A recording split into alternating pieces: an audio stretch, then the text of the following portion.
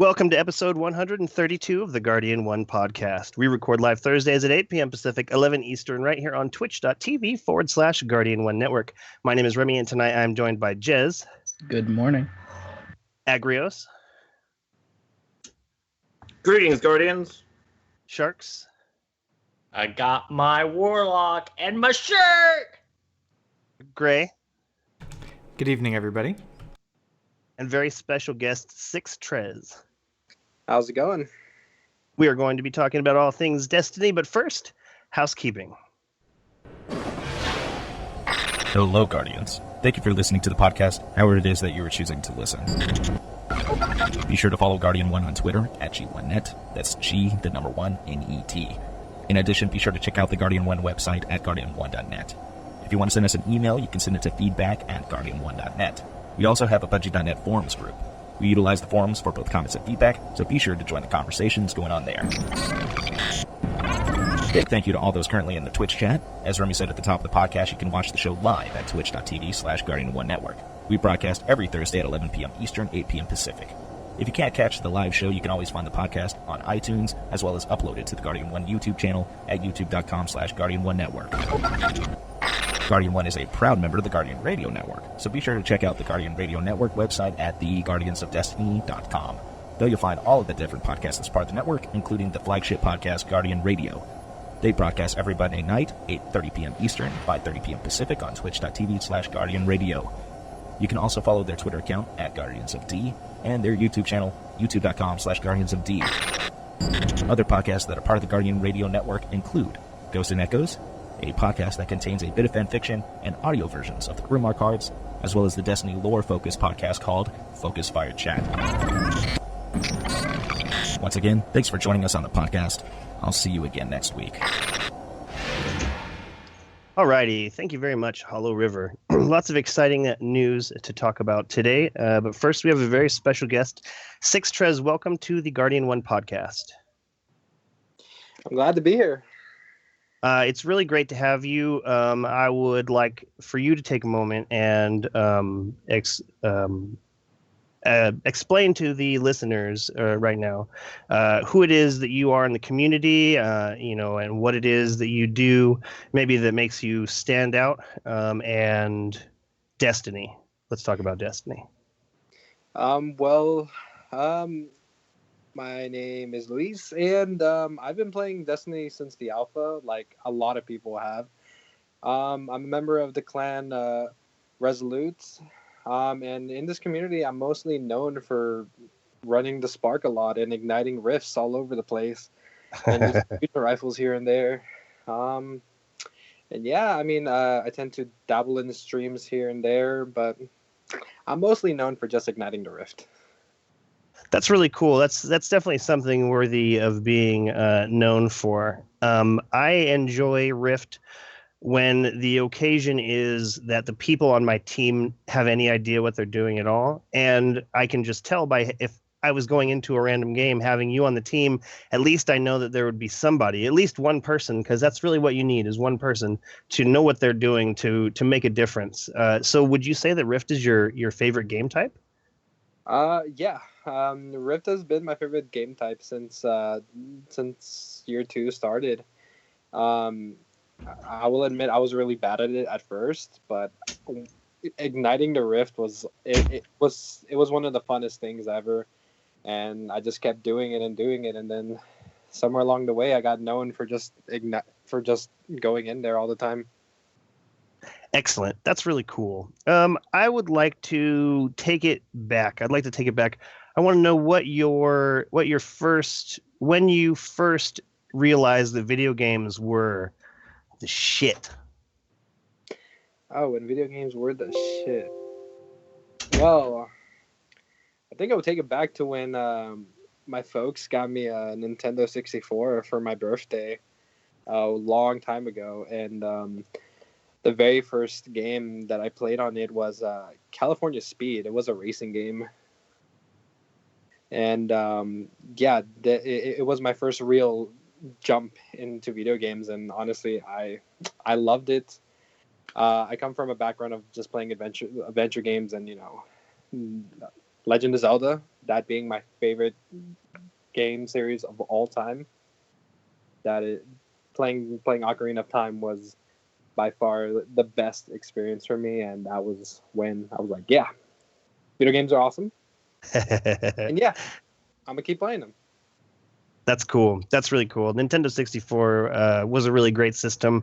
Ocarina of Time was just amazing. I really feel like I skipped a couple Zelda games after Ocarina of Time, just because I got into like more like crazier pursuits, like being in a rock band. Like not a whole lot of time for video games when you're in a van with a bunch of other smelly guys driving across country. So I kind of skipped some after Ocarina of Time, but I feel like Breath of the Wild is the next in the world for me. Like playing Breath of the Wild has been amazing in that I feel like I just went right from Ocarina of Time to this.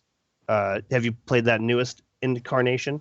No, I haven't. I haven't gotten the Switch yet, but that is actually one of the first things that I'm looking to getting once I get situated in my new place later on this year. Very cool. I watched some side-by-side comparisons online of the Switch version versus the Wii U version, and I decided that it was in my best interest to just buy it on the Wii U, and I haven't been let down. It was funny, the people who compared the frame rate and everything, they said that actually both systems had their give and take. In some parts the Wii handled better, and some parts the Switch did. So if you're not interested in waiting around anymore, the Wii U version is worth it. But I want to know now, where were you? Like, how was it that you were introduced to Destiny? You said that you're an alpha player. When was it that you found out about it? And then when was it that you realized, like, man, I want to spend so much time in this world that my name becomes synonymous with Destiny? Because for me, it is absolutely that. I remember watching the presentation for Destiny. I knew that, like, the moment, because I had heard that years back. I don't even remember how long it was because it's been a while.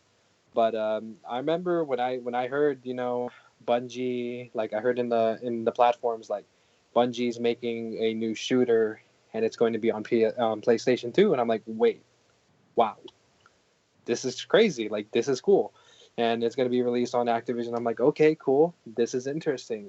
And like the people who made like one of my favorite, if not my all-time favorite for first-person shooter, which was Halo, they're gonna make a even big. They're trying to take the next step right now and start something brand new. And I'm like, I'm hooked. I'm interested. What is it?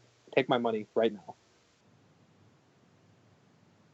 That's really cool. And do you feel like Bungie did do that? Do you feel like they made the next bigger step?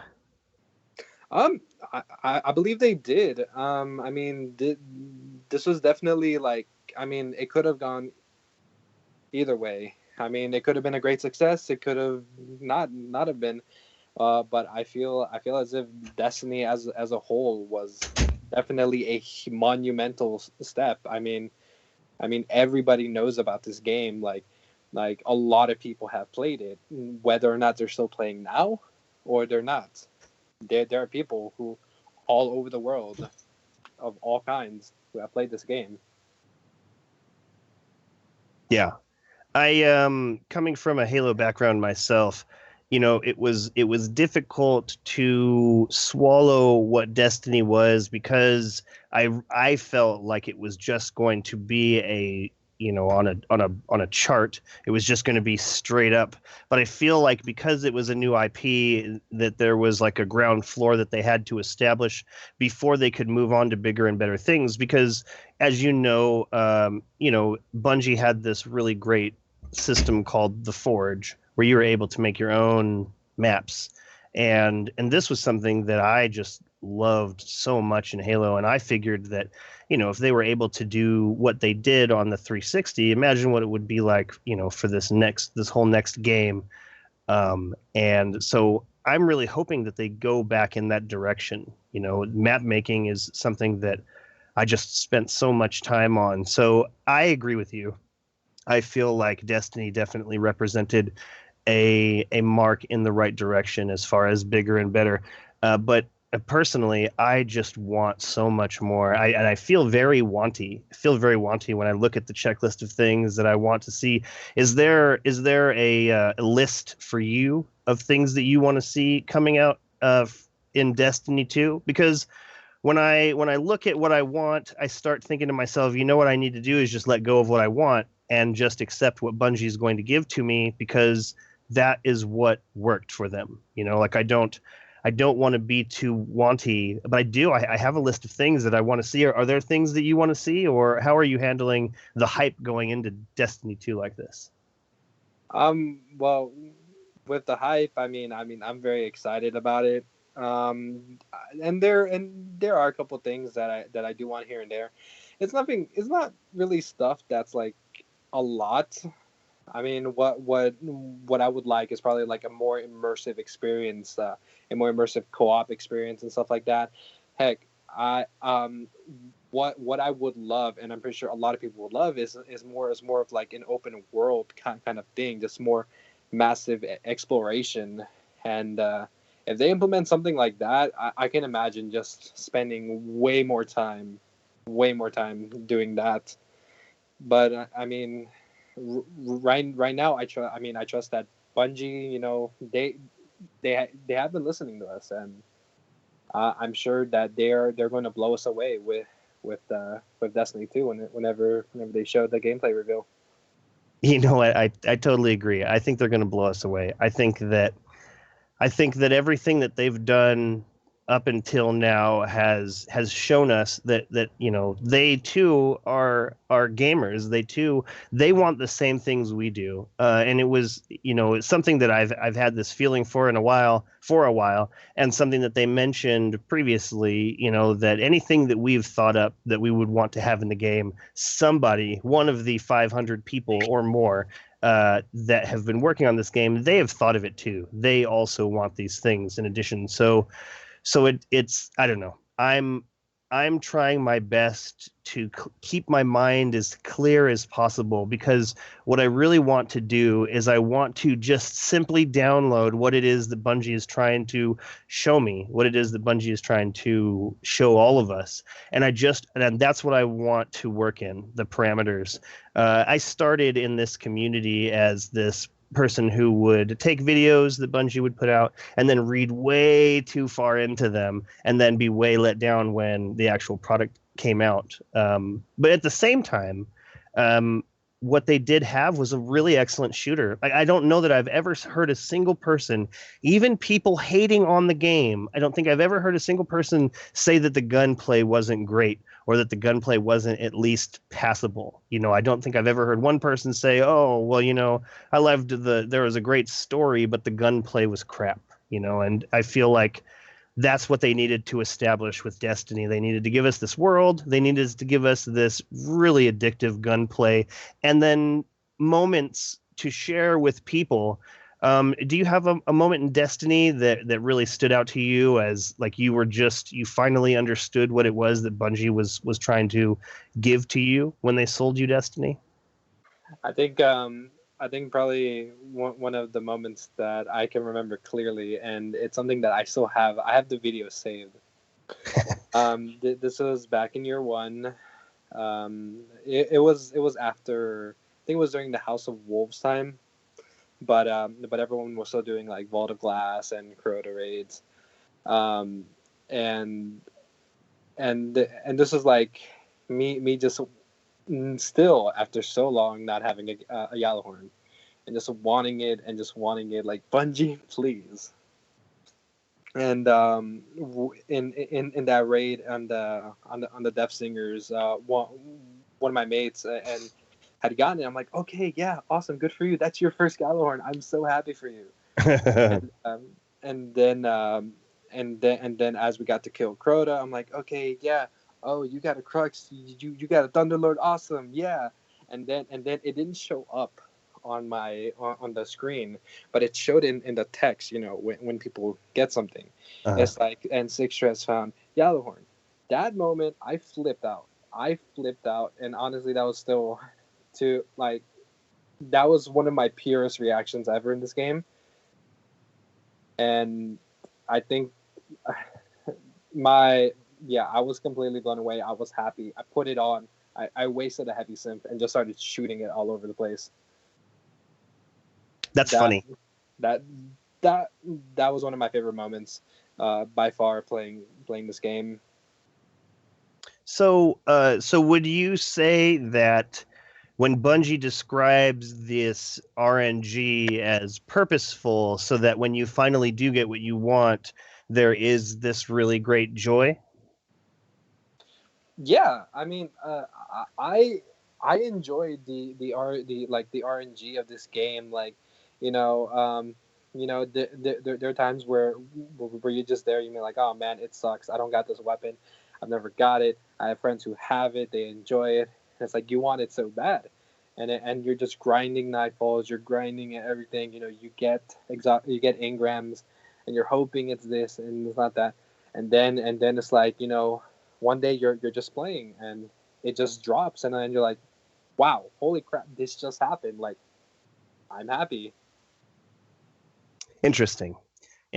I almost feel like sometimes the wait is too long. Like I didn't get the Mythoclast until the beginning of year 3, I think. It's like I ran Vault of Glass, and I ran Vault of Glass, and it never dropped, and then I finally got one. Actually, I finally got one thanks to Maynard, I believe. He was running through the end a bunch of times specifically to help me find that. And so I think it was like the 4th weekend I got it, of doing three characters a day every week. It just, at some point I lost interest, and then at some point it lost power, and then that's when I got it, when it wasn't any good anymore. But it was nice to get it. It was a nice feeling. I feel like Destiny is a game that relies on you finding other people to help you out in hopes that you can also help them out. Like they're some kind of symbiotic relationship. I would like to pass around some questions for our panelists for you now, CXXIII. We will start with Gray. Gray, what question or questions do you have for our guest, CXXIII? CXXIII, thank you so much for coming on the show. My question for you, and I'll just do one for now, and then after we've kind of gone around, I'll have some others that we could ask if nobody else has asked them already. But really what I want to know is, say I really love Rift, and I want to get better at being the Rift runner itself. I want to be designated in that role. What would be some of the tips that you would give a player to say, well, this is what you need to do to really excel in that role for that Crucible gameplay type? Well, for Rift, whenever I go into it, usually my strategy is just to pick it up and run for my life and hope I don't die. But I haven't asked this question before, and one of the things that I can say is that just timing. Timing is basically the most crucial thing in Rift. I use whenever the match starts, I usually pick a spot where I can just chill out and just keep an eye on certain angles of the map, like let's say Bannerfall. In Bannerfall, there are like little pillars in the back that they can hang, and then you can just poke out in corners. And then once it gets to like 5 seconds, 5, 4, 3, 2, 1. That way, I think about it like I want to be at the spark the moment it's ready, so that I can just slide in there, pick it up, and then bail immediately. Either run forward or fall back and wait for my teammates to help me out. In a lot of situations where it does get a little bit hectic, you gotta like look around. Is left a good option, right a good option, forward. A lot of times, you gotta just think of which path you can get through the quickest. With me, I always look for paths that I can get through quickly, and then manage to score quickly, because I've made it a habit of just looking for routes in there that would equate to scoring the quickest. Like it's been possible for me to score in less than 5 seconds, in around 5 seconds, because I know where to go, and it's just a gamble of whether somebody's going to be there or somebody's not going to be there. You're going to die a lot. It's going to happen. My KD, like if you look at my KD in Rift, I have like a 1.08 or something like that compared to what my teammates would make. They have like 2s, they have 3s, and it's like, well, I pick it up and I gamble. I go one way. If someone happens to be there, well, 1v1, I may die, I may not die.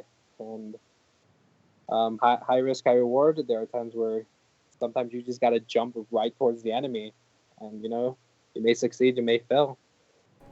Yeah, that brings up a couple good points. So one thing that I want to, kind of outline for our viewers and for myself to see, what should I do from a subclass and even gear, weapons, armor, and how should I spec my character to set up to go into Rift as the runner?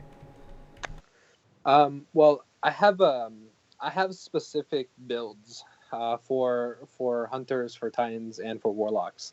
For hunter, the main thing that I use the most is blade dancer with max agility. I use blink. I don't have specific gear that I use for it. I've dabbled with the Tarantilla, the chest piece, to get like my super quicker. But I run max agility with blink and the Mida multi tool, and that way I can get the maximum amount of sprint speed. And that way, with blink, as a little iffy as that jump is now, the motion, the movement, the speed that you can get through that perk is still, it's really good. And for Titans, I was messing with Titans today when I was streaming, and Titan skating is by far like one of the scariest things to see. And if you can make that work, awesome. I have not mastered Titan skating. I tried Garrison Titan skating. I failed so many times. I've hit walls. But I know that there are people who can definitely make that work. And for Warlocks, I mean, I use Voidwalker, I use Blink.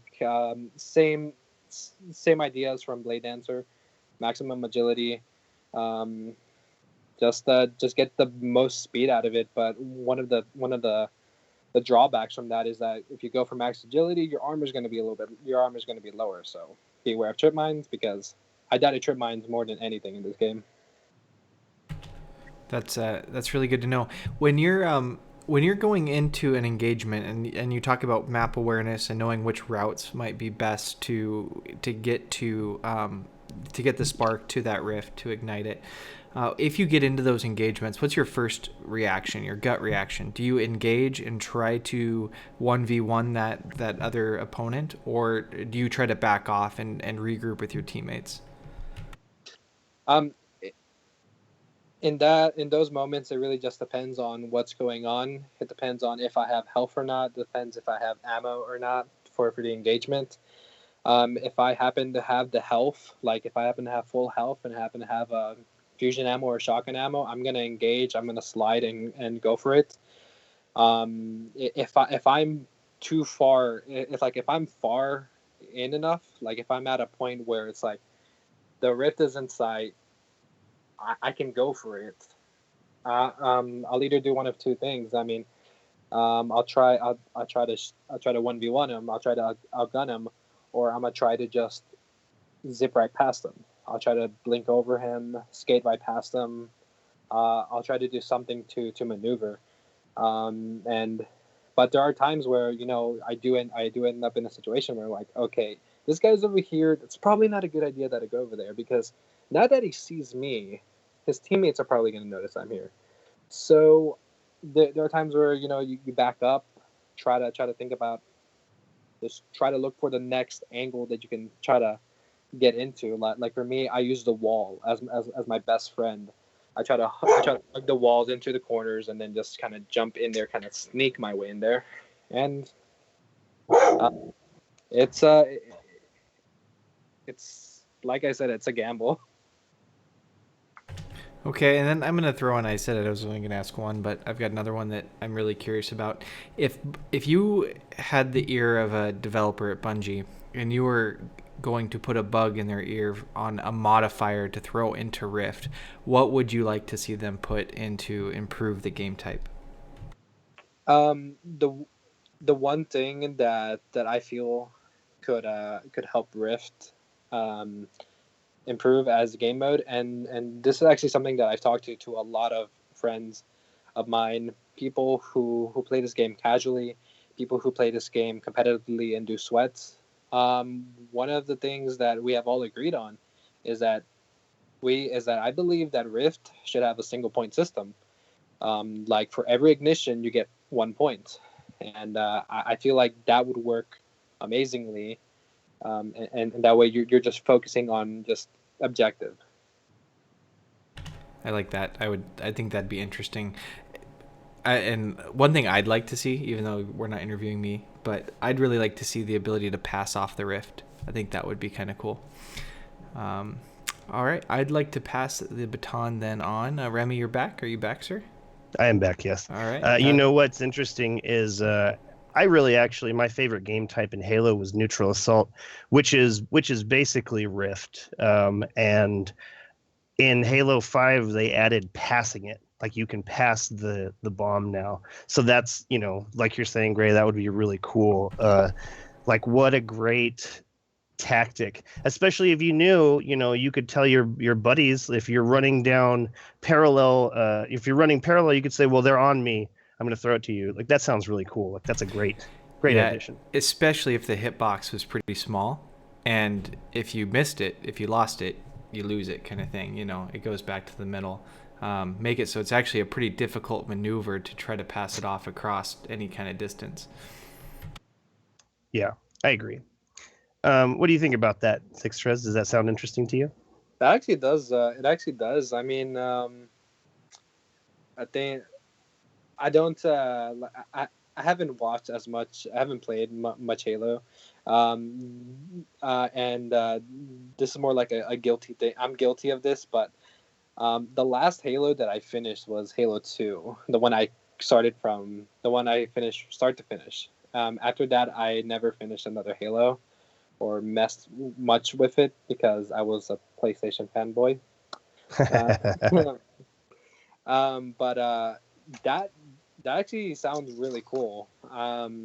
It's something that, I mean, that would be cool seeing. I mean, if you happen to be in a situation where you're running with it and like, oh snap, there's 1,000 people that managed to pop up in front of you, like, oh, I'm gonna just throw it to the side, throw it to my right, my guy on the right, or just toss it backwards or somewhere, and if they catch it, awesome. But if I drop it, that's a risk. I see so much Harlem Globetrotters going on at that point. Like imagine you're even just two people in a public, place. You could stand outside of the range of where these people are going to be shooting. As soon as the person picks it up, they can throw it, and then that's, it's gone at that point. You need a goalie at that point. Better hope I'm on your team, because that's the role I play when I play Rift. I play goalie. I play mid to back, and then I just sit back. Like I want to be the person that runs up and takes the Rift and tries to get it to the goal. But I don't yet have the Crucible skill as far as taking on like on a 1 versus 1 level. I will defeat that one person, but if there's another person there, I'm getting team shot. Basically every time I see people, and like I study Crucible, watching people just take out player after player, and I think, well, of course that guy's looking the other way. That never happens for me. I'm always playing players that are like locked on to me. They're always watching their radar, and they're always trying to shut me down. So that all sounds really cool. Sharks, what question or questions do you have for our very special guest, CXXIII? Okay, so my first question, or I'm going to go straight into it, is PvP orientated. Now, before you answer, I have to explain this to everybody that's watching, because CXXXIII is a badass player. And if anybody doubts that, all you have to do is look at his ELL score on trials. He's a 2000 ELO player, so don't let him fool you. Him telling you that he just plays Rift. Okay. In fact, where I met CXXXIII was not in Rift. It was in Iron Banner. It was probably, I don't know, it was so long ago. It was probably like Control or something like that. And I remember, like, not that Iron Banner, but the second like the next month's Iron Banner, we jumped in and we were playing together, and I was playing with a bunch of his friends, and that was back when skill really mattered, based off of who you were playing with. And I felt like what Agrios always claims he feels like when he's playing with me is like, oh, I'm definitely in a different tier, So anyways, so what I want to ask you is, what do you think of the state of PvP at this point in Destiny 1? The state of PvP.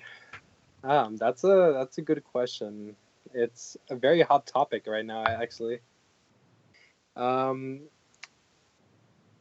I think that the current state of PvP is it's not bad, but it's not at its best. There's been some questionable changes, and that I'm still very confused about, i.e. the blink change, very confusing for me. Yep. Changes special ammo upon death, and stuff like that. We came back from a almost ridiculous sidearm meta. It's still there, but I mean it's lessened now.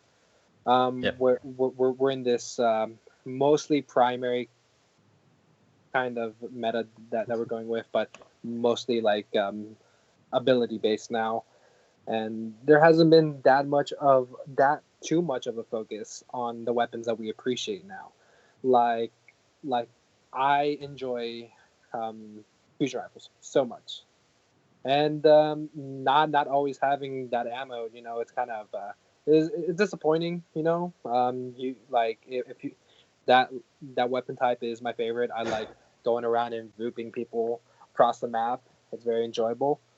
And it's kind of sucky, whenever you spawn and you're in an engagement and you don't have special, and that other guy has a shotgun, and boom, you're dead. But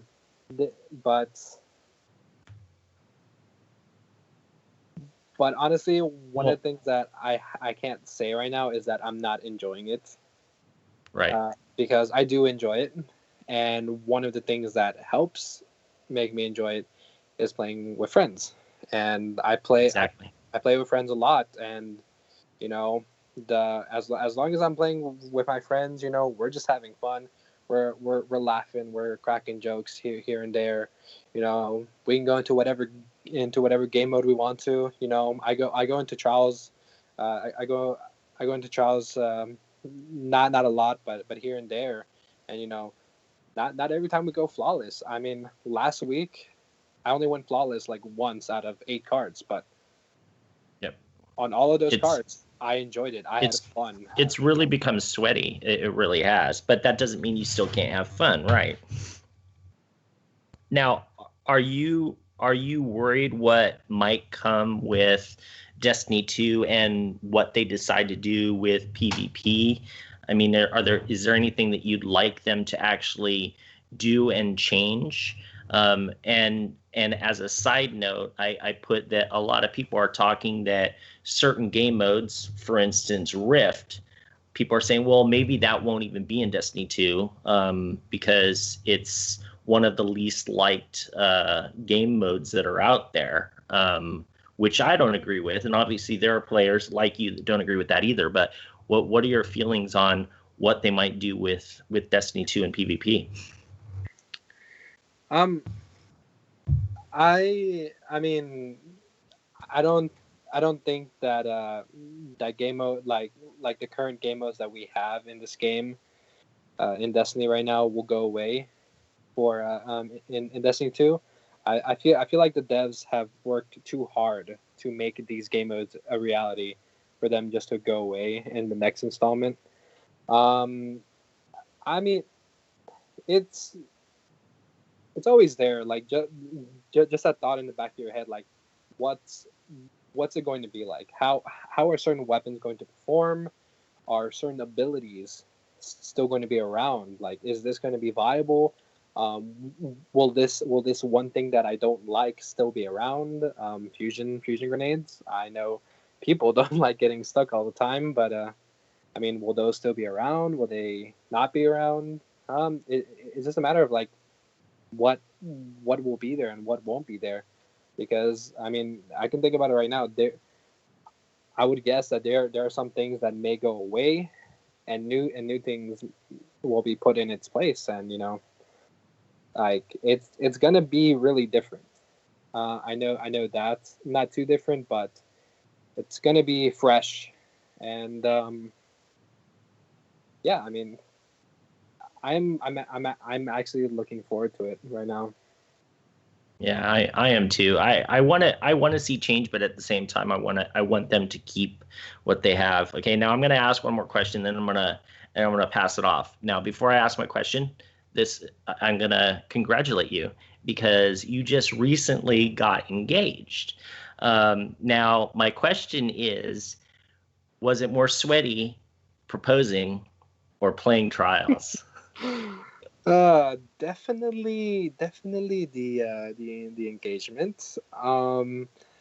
Because because it happened on a Ferris wheel, and that was my first time and her first time on a Ferris wheel. Man. And as it was going up, it was like shaky and stuff. Like yeah, this like, are we falling? Or is this broken? And yeah, I did it at the very top of the Ferris wheel, overlooking Centennial Park over in Atlanta, with all the lights, you know, showing and everything. Sweet. I had a little music playing in the background, so yeah. And here's actually a little thing that not a lot of people know, but I actually met my fiance through Halo on PC. Awesome. That's really awesome. Cool. Well, again, congratulations. It's a big thing. I know it is. So, all right, Remy. All right, Agrios, what question or questions do you have for CXXXII? And actually, hold on one second, CXXXII. So we actually took that next step of, you know, the idea, like you were saying, these game types aren't going away. We've been thinking that probably these specific supers, like the subclasses, probably aren't going away either, for a very similar reason, in that they've kind of got this balance down. You know, like here are these superpowers, but you know, we'll go further on that later. Actually, Agrios, questions for CXXXII. Okay, well, so far everybody's really sucked up all the really good questions so far, so I've had to kind of come up with some ones on the fly here, but to kind of build off what Gray was going at with some of his questions along the lines of how you play Rift and how to run the Spark, how would you like your teammates to perform for you as a Spark runner? Both the teammates who happen to be close to you when you grab the Spark and the ones who are nowhere near you on the map. What would you want them to be doing while you're running the Spark, ideally? Well, what I'm gonna be saying right now is gonna be based upon what goes on whenever I'm playing with my usual friends, like my usual crew.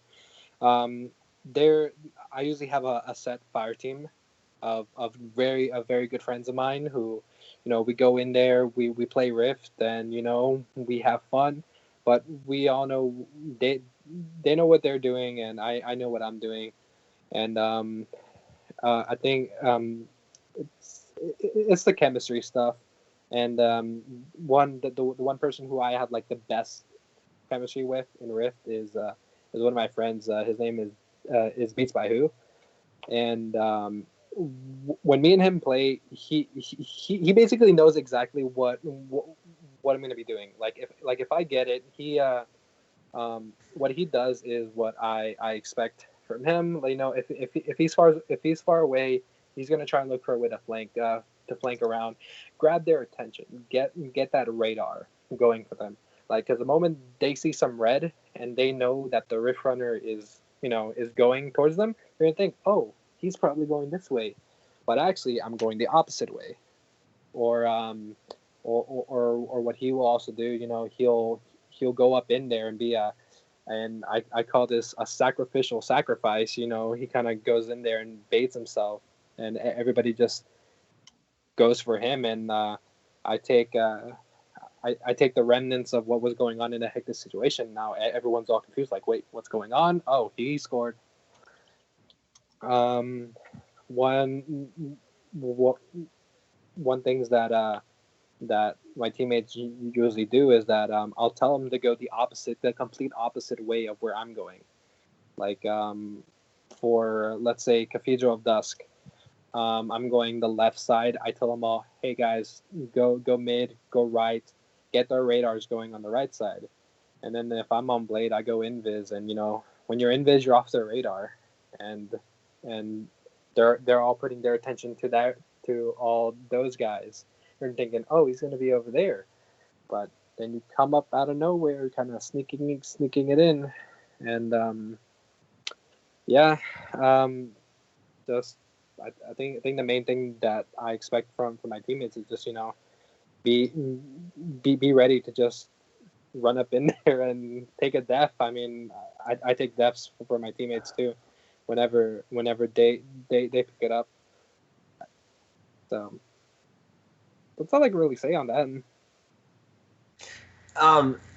As far as do you only ever run with your constructed team when you play Rift, or do you run pickup games, or is it just if your friends aren't on, you're not going to bother? Oh no. I do enjoy it the most whenever I'm playing with my usual friends, because but I never really have a complete set team.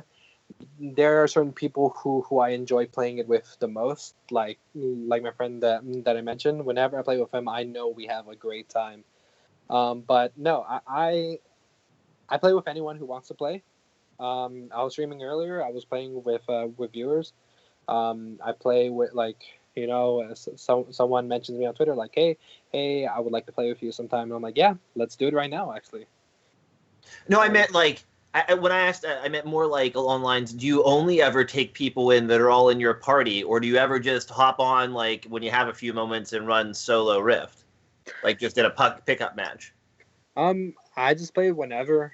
I'm very prone to going into Rift on my own and just seeing what happens.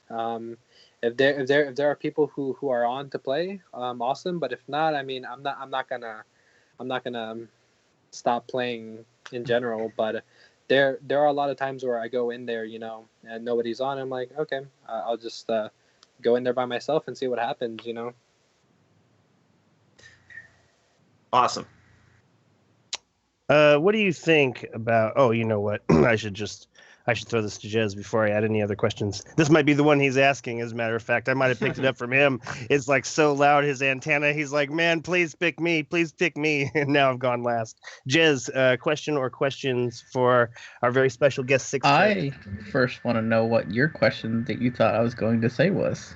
I was just joking. I know that you're not going to ask this question. There's no way. My question was going to be about ranked versus social playlists. Oh no! I'd never talk about anything of importance.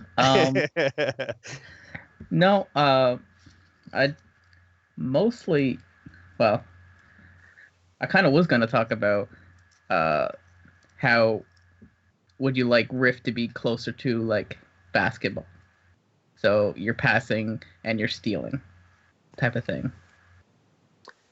Well, I never thought about the stealing part.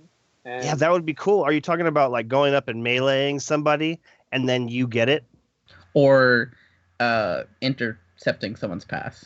Like, I'm thinking more when you have the Rift, you like tap your, I don't know, like throw a grenade button or something. No, it can't be that. Maybe like your super button instead gets replaced with throw the rift.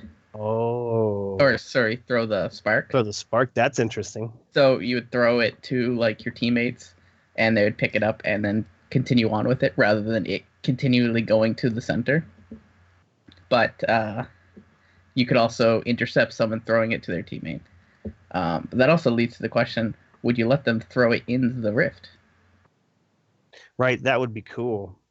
That would be really cool, and that would lead to more people wanting to play goalie to just jump in there. That would be very, very interesting. I really like that. I think it would make it well, not really letting him talk, so that really defeats the purpose of asking the question. I think it would just be more dynamic than how Rift is currently. Right, I like that you chose to use the super instead, because that's also how you use the relic when you fire it. That would work right in with the mechanics. What do you think about that, Six? It sounds really cool. I mean, I never thought about it like that with Rift. But it does sound like a cool concept for it. I mean, if anything, it could probably become a whole new game mode on its own. And if hey, I would play that. Just having like an objective that you can just throw around and pass around. I mean, it could work with Rift, but honestly, I mean, if we're gonna go full that direction, we already have a basketball court. Exactly. And no, yeah, that sounds really cool. The thing is, would be if it's implemented or not. But I mean, those are really cool thoughts and ideas, and you know, there are always things to make a game mode better, and those sound like really cool additions. Thanks. I really didn't know where I was gonna go with that. So, you know, I've oftentimes thought about ranked versus social playlists. In Halo, I didn't really spend any time in the ranked playlist because I didn't want my experimenting in PvP to be tracked necessarily like that. You know, I just wanted to be able to go in and have a good time on the back of a warthog. You know, and sometimes just driving the warthog, and that doesn't necessarily rack up a bunch of kills. I mean, I did run over several hundred Spartans in my career, at least. You know what? I could actually go search that right now on halo.bungie.net. But that's a whole nother conversation. Okay, CXXXIII, do you have any questions for us, or is there anything specifically that you think that we should talk about right now? I think one of the things that I was finding out recently was the foundation that you guys have for Guardian 1. I'm actually I'm very interested in hearing about that, to be honest. Oh yeah, that would be great. Gray, why don't you fill them in on what's going on there? Yeah, I'd be happy to. So Guardian 1, we're a clan, and as part of my follow-up questions, I want to learn about Team Rezo a little bit as well. But Guardian 1 was founded by Dear Bungie, and we have the mission, we have the underlying premise that we exist to support Guardians helping other Guardians. Ultimately, why we exist as a clan is to develop this community of players that really are focused on helping others in the game achieve things, develop strong relationships, and just be a very positive community. One of the ways that we want to give back to the Destiny community is through the Guardian 1 Community Foundation. As players in the community, they don't have to be members of Guardian 1, as they identify somebody who is going above and beyond to help other Guardians and support people in this game, they can be nominated for a supply drop. And so all the donations that we receive go 100% back to members of the community that have been nominated and selected by a committee. There's a committee of Guardian 1 members that review these nominations. And we try to identify players that are furthering our mission and then we try to pick items in their supply drop that will really be meaningful to them. So we've given away 2 major supply drops so far, and you can go to our Twitter page at G1Com Foundation and look at those 2 supply drops that went out. One was to our good friend Unalala, and the other one to Connie the Commie. And really, there are ways that. Chef. Oh, and the third one, yeah, you're right. One just went out a couple weeks ago for 16-bit chef. And so really cool things. We get people that are part of Guardian 1 to do very unique and special things that are unique to their skill set, as well as try to give them really fun items. So right now, actually, we're looking for more nominations. We are all set for the next round of supply drops to go out, but we're a little short on nominations. So if you know somebody that you think is doing a great job really supporting the Destiny community and furthering the mission of Guardian 1, you can go to our Twitter page, and that'll link to the survey page that we use. You just answer 4 quick questions, get some nominations, and then we'll be posting out when those are selected and those supply drops go out.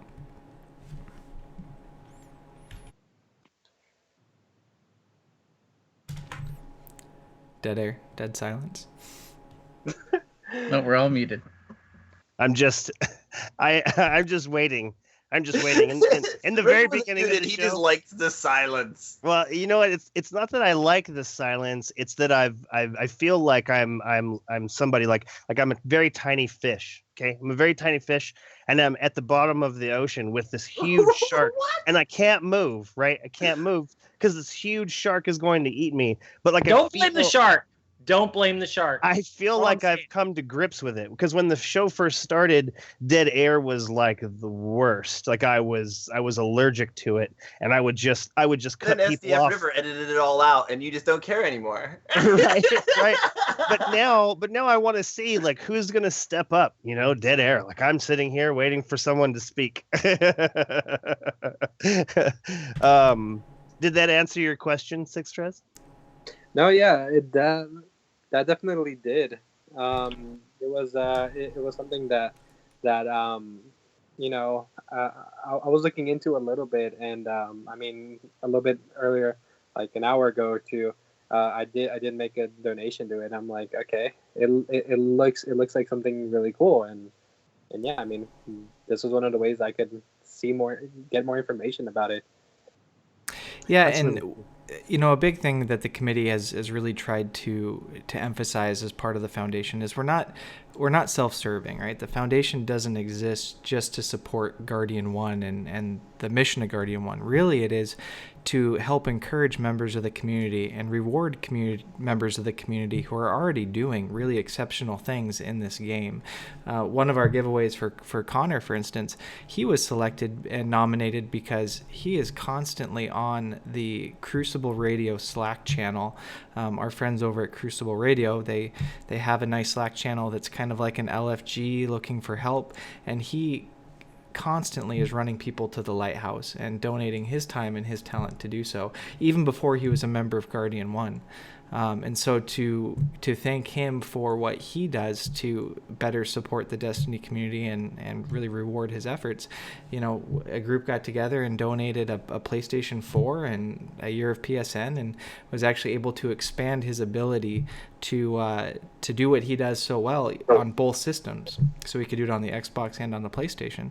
And those are the things that we're kind of looking for, you know, in our nominations, are people that are really supporting the community and that we can help them continue down that journey. And now is a really great time, because we're going to get into Destiny 2. We're going to have an influx of a lot of players coming to this game, and this is our time to really shine as members, outstanding members of the community, to step up and help people accomplish the things that they need in the game, and really encourage people to just be good to one another. Yeah, that sounds great. That does sound great. Gray, you kick ass. Okay, so Gray, you said you had some questions for CXXXII about Rezolute. I am on pins and needles because I'm a huge Rezolute fan. I love absolutely everything. Basically, you guys are the shit. Basically, every single one of you is worth following and interacting with. all really great people, all very talented people. I'm looking forward to working our way through the Resolute family because just a really great bunch of people. So, Gray, what questions did you have for Six Treads? Yeah, so Six Treads, tell me a little bit about how you got involved with Resolute, kind of how you feel your place is in that clan, and just tell us a little bit about what the clan stands for. You know, what is really important to members of Resolute. And are you hiring? Gray, right here on the podcast, please. Please. Do you know anybody? Is there any? Can you give me a name? Is there a recommendation? No, I'm completely kidding. But well, I guess to start it out, Team Resolute is just a tight knit group of people who just enjoy playing, who are brought together by this one game and enjoy it, and we share our experiences with each other and everything. You know, we talk about the game, and we not only just talk about, you know, we're not only just brought together by just Destiny. We're basically like a small family of 100 people, so not really too small.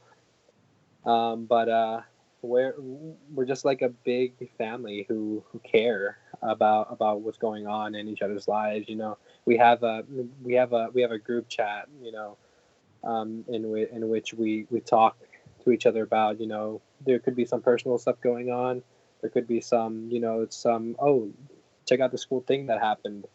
And I mean, I think ever since I joined, a lot of the members have welcomed me with open arms, and it's honestly just a really amazing and heartwarming community to be a part of, because, you know, I can go in there and talk to some of these guys about something that's going on, and, you know, they're there for me, and, you know, it's honestly really cool. And to answer the question of how I got involved with Resolute, it happened whenever I met Clawman, their leader, who I'm very good friends with. Whenever I had first met him, I didn't really know what Resolute was at the moment. This was back in year one, when I didn't really do much. I did a lot of PvE at that moment. I did a lot of Crota Sherpas, and it was around the end of year one that I was messing with PvP, and, you know, the first time that I ever heard Resolute at all was from Mesa Sean, because I was subscribed to him.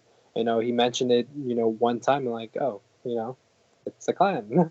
I'm not in the clan, but I don't think I didn't really have an interest for Resolute until I started meeting their members. Whenever I just happened to meet Clawman on Twitter. I don't know how exactly we found each other on Twitter, whether it was me who followed him or him who followed me.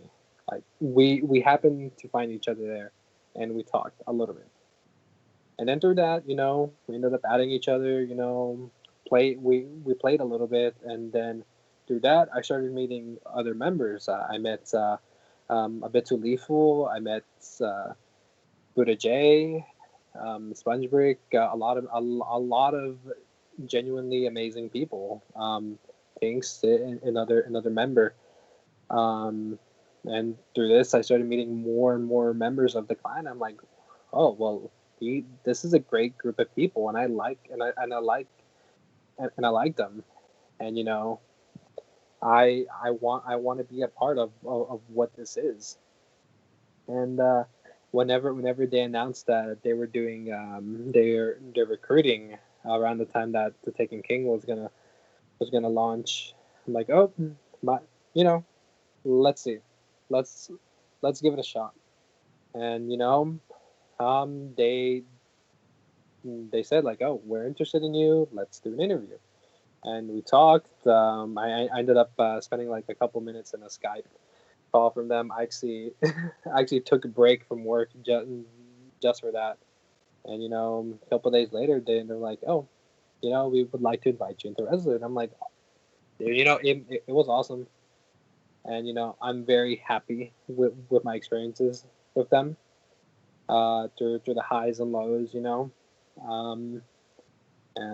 I'm glad that I'm a part of it. I'm glad to have been a part of some events with them. I remember we did a charity stream last year, with members of Resolute, and yeah, yeah. I'm happy to be a part of that family, and that's all I gotta say on that. Yeah, that's awesome. So, coming from a little bit of an outsider perspective, can you tell me a little bit about what Team Resolute really stands for? Like, do you guys have like a mission or a code of conduct, or what are kind of the things that you guys want to accomplish as a clan? I think, and I'm not. I'm not going to be speaking for the clan, but what I think would technically be the goal, and one of the things I see from Resolute is just engagement with the Destiny community. A lot of our members are really involved with the community, whether they're streaming, whether they're a part of of hosting events, helping people in the community, and just helping people in general. Um, I think for people who are in Resolute, who are very much involved with the community, it's just be somebody who's willing to help, and be somebody who's kind to others, and you wanna get people involved. I know. I think being giving a helpful hand, to everyone, because I remember before I had joined Resolute, they were doing a thing called Rezo for Triumphs, which was during the Age of Triumph stuff, where they started a hashtag, and let's start this up, the Rezo for Triumphs. Put this hashtag on Twitter if you're willing to help somebody, or if you need help taking care of a raid, if you've never done a raid, if you need something, you know, search the hashtag, or post it, something. And yeah. So, kind of thinking about your experience of being in a clan and with such a tight knit group of individuals that are so invested in the Destiny community, would you have any insight that you'd provide to our listeners who might not be in a clan but are considering it? Like, do you think that it's something people should do, shouldn't do? What are some of the positives, or does it take a lot of time and investment to kind of do what you're doing with Team Rezo? I think if you're somebody who's not a part of a clan, I would say, and it's just a blunt answer, join one. And it may, for me, I wasn't a fan of clans, at first, but when you meet certain people, and you meet more of those awesome people, you're like, you want to be a part of it. And being being a part of a clan, it opens your eyes to more things. I wasn't that much involved in the community until I joined Rezo. And through Rezo, I've met so many people, and I think one of the biggest things that I can vouch for with clans is that, if you join a clan, you're gonna meet people. You're gonna meet people, and you're gonna have experiences that are going to leave an impression on you for a very long time. You know, from clans even before I was in Resolute. You know, I've had experiences, you know, where I remember those clearly. I have saved videos, I have clips on my computer of those moments that I've had with old clanmates, current clanmates, that, you know, that I'll look back on later on whenever I want to, and you know, I'll be like, yeah, that was awesome. I was with a group of people that loved this game as much as I did, you know, and I'm you know, it makes you happy whenever you think about it. You know, that's a really great that's a really great point. It's really spending really good times with people, and if you don't have that, then you're not getting the Destiny experience. and I don't know how much more Bungie could be pushing people to join clans, to reach out to other individuals. Can you think of anything that would help the regular person, someone who wants to put more time into Destiny but is afraid, like has had bad LFG experiences, like I'm certain that we all have? How do you think Bungie can slope the floor even more? Well, one of the things that I've noticed that that Bungie does is that they promote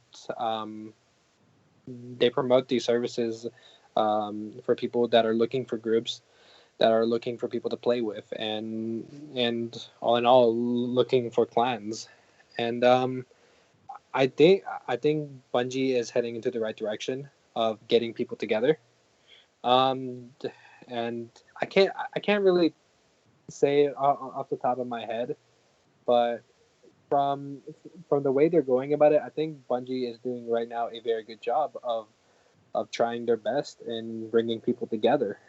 And you know, through whenever they brought in their own LFG service, to when they started posting about the United Clan. That forward smash the other way, he had got him there. And and yeah, that's, I think That was great. That was lame. That was lame. You were at such a poignant moment too in your story about how Bungie was making improvements on their website and rolling out the LFG. Please continue. Right, and then Gray unwittingly unmutes the game of golf that he's watching right now.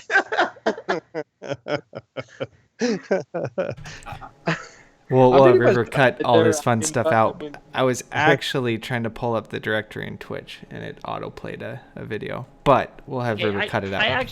I want to cut in here because what CXXXII is saying about... No. It has to do with what he's saying about his clan. I'm just curious. How is it... I mean, our clan setup is probably the most oddball setup of all as far as communicating and whatnot. How is it that Rezo does their communication? Well, I think I can throw just one good example out there, and it isn't. And the reason I'm saying this is because this is like a better put example for me in general. When Rezolute announced that they were having a community clan, Rezo House, they had a platform in which everyone could find each other, where people could find each other through an LFG channel and through like different channels, and I'm speaking about it through Discord channels, and there they had a platform that worked. You know, they had channels where people could talk about certain things, people could look for others. They had the voice channels and stuff like that. In Resolute, we use GroupMe. We have different chats. You know, we have our main clan chat where everyone just talks about whatever. We have our LFG chats, and then we have just other chats. You know, of just other random stuff. You know, we have like a chat specifically for Star Wars, and yeah, I mean, like we have the set things in place. You know, where everyone can find each other at.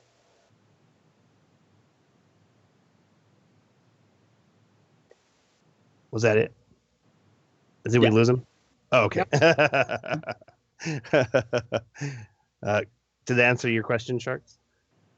Yeah, no, that's it. You know, it's because it's always interesting, and I think we find on the podcast it's really neat listening and talking to different people in the community and finding out the things that they do, not just out of curiosity, but to better ourselves, you know. And it's every single clan out there, every single individual does things differently, both in game and in the community. So it's nice to hear something different and then hopefully implement it and make ours better.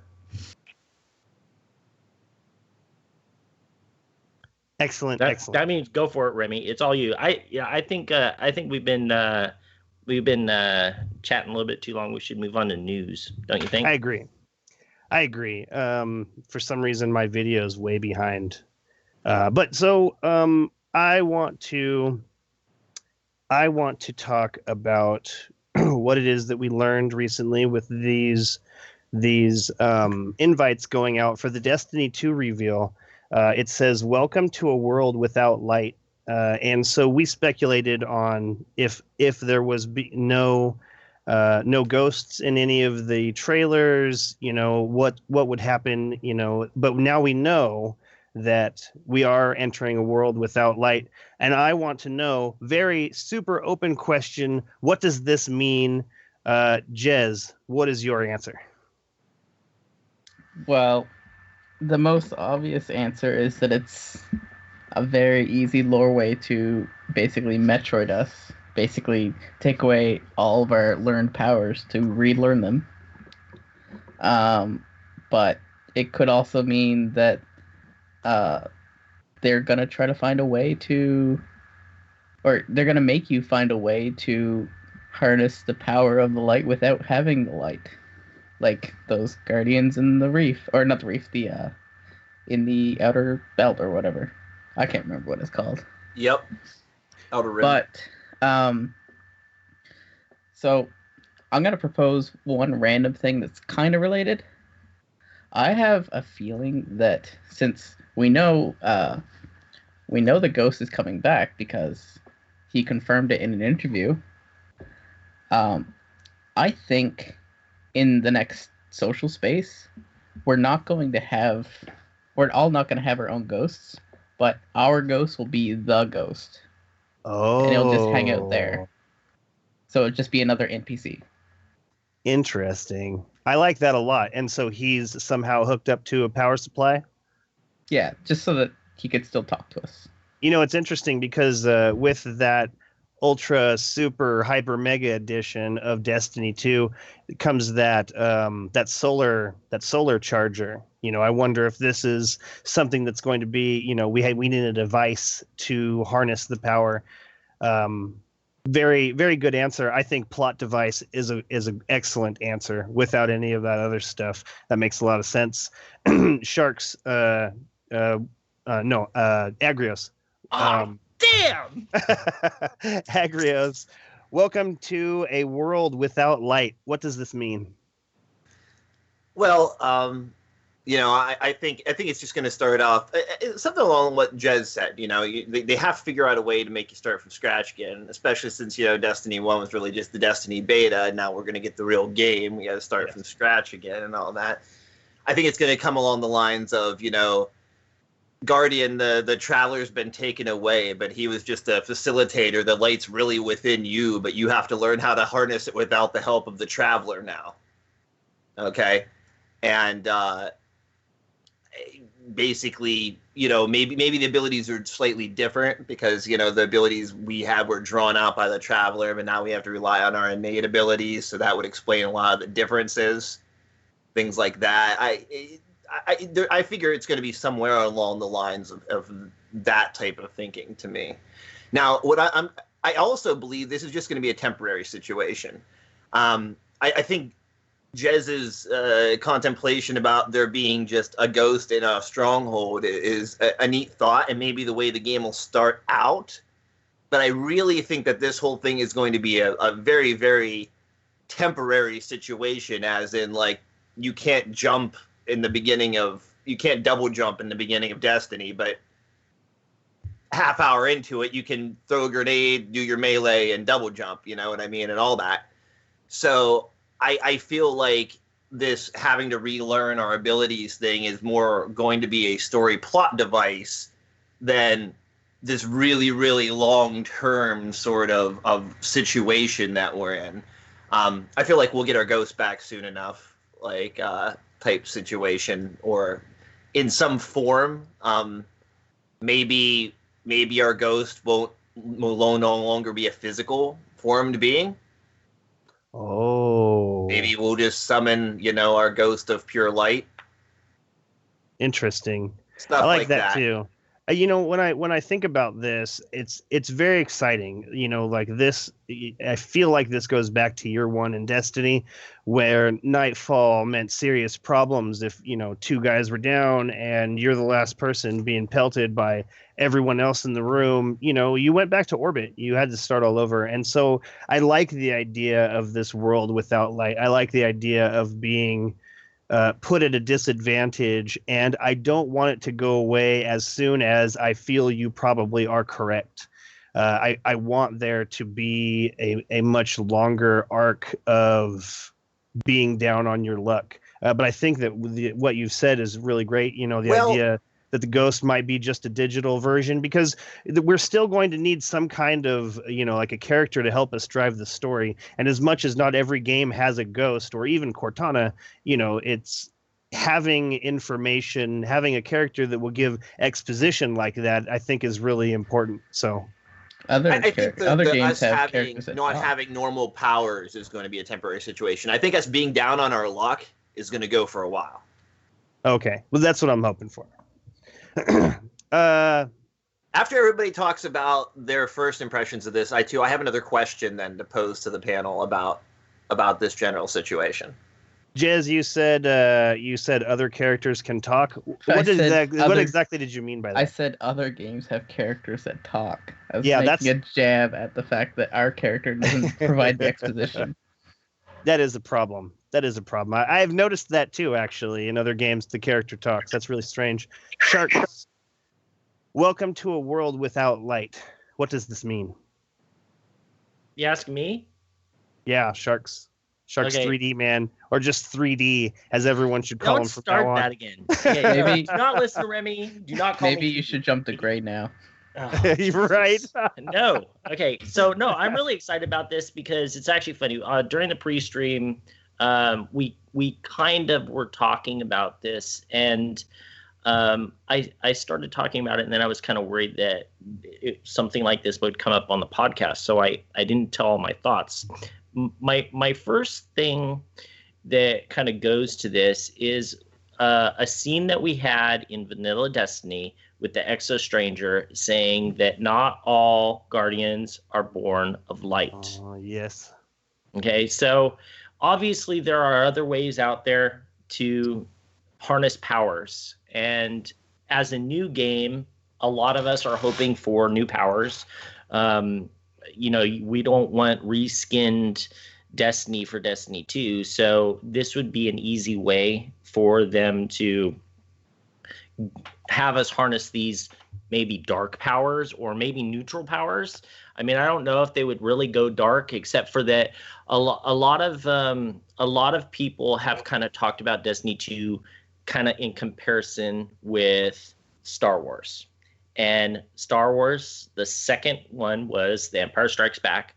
Why am I talking about Star Wars? May the 4th be with you. Okay, yeah, okay, it's really lame.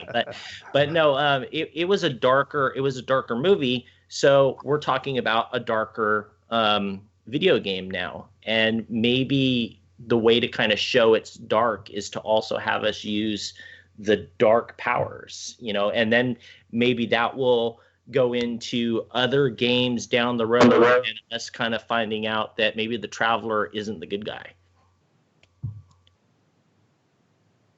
That's really great. That's a really great idea. Definitely something that has been thrown around on this show before. I like the idea of, when I really started looking at these other groups that were following this Traveler around, it made me think, it made me think that they were at some point the civilizations that this traveler has saved, and now that this traveler has left their place, they want this light back, they want this power back, and they're subsisting off of like the darkness. So maybe that is the direction they were going, and that would be crazy. I would be cool with that. Like the idea that, okay, well, if you want these powers, you're going to have to, like, maybe there's even pools of darkness that you have to go to, like a well of some sort, and pick up in order to use, like that kind of gameplay seems like it would be interesting to me.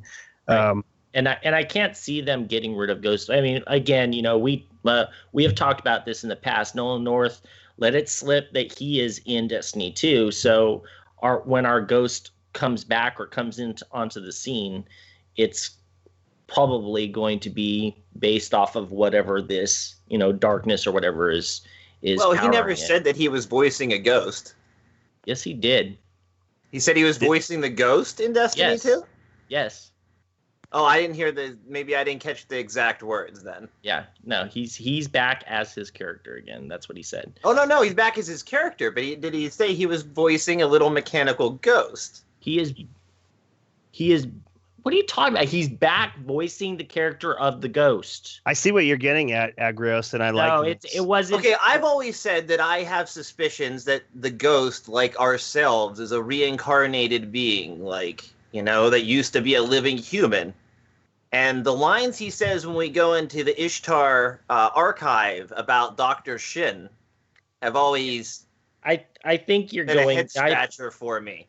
I think you're stretching what, and I don't have the exact quote in front of me. I can find it if you want me to, but I mean, basically he said he's saying our ghost may not always stay a ghost. Our little voices in a box don't always stay a voice in a box in our movies and video games. Hey, don't rain on my dark parade, okay? Agrios, I think you're stretching it right to the point, right to the nail, right to the head of the nail. I think you're stretching it right to exactly where it is, because that would be crazy. Like having this ghost's personality either become, even another guardian, or like some form of like a robot helper, like something like this. Any form of incarnation. You're right. Maybe he did not say that he was going to be voicing this ghost. Maybe he said he was going to be voicing his character again. What if that's the traveler? I know what this is. I'm gonna interrupt you guys. Do it. So I just watched that short blurb, and then all they asked him was, "Are you involved in Destiny 2?" And he said, "Yeah." Not sure if I'm supposed to confirm that, but I did. That's what I thought. He never said what he was doing. I mean, quite likely he's going to be, but you're just reaching. You know what I would like to see is kind of like a data situation where, like, we find out where this voice came from. I don't know. I think that we're going to find out a bunch of stuff. Was that the end of your answer, Sharks? Yeah, or, I mean, that was the end of my answer. Yeah. Okay. Gray, welcome to a world without light. What does this mean? So what I think it actually means, this will be the way that Bungie can essentially come in from a story standpoint and reset our powers so that we can start building our characters back from scratch. I think it's going to happen because the armada that's coming in of the Cabal are going to damage the Traveler, and that's going to spark off kind of a wave effect that affects the light that the Guardians are able to tap into, that they give them their power, and then we're going to have to figure out some way of achieving that back. That's what I think is actually going to happen. But my true answer is, I think what it's very literal. It means that there's going to be no light in Destiny 2, and we're going to have to use night vision, and the whole beta is just going to be grainy green screen. That's all it's going to be. I like it. I like that a lot. CXXXIII, same question to you. A world without light, what does this mean? Well, it means that we lost everything and everything got blown up, and now we have to kill Gary because he took everything away from us. So you Do we know if he moved in and the Traveler stayed there, or if he moved in and scared off the Traveler? We don't know these things yet, right? Well, in a more serious answer now, I believe that the Cabal did some serious damage. I mean, the Traveler was already in bad in bad in a bad spot, and I'm pretty sure that's something that the Cabal did just kind of made everything for the worse.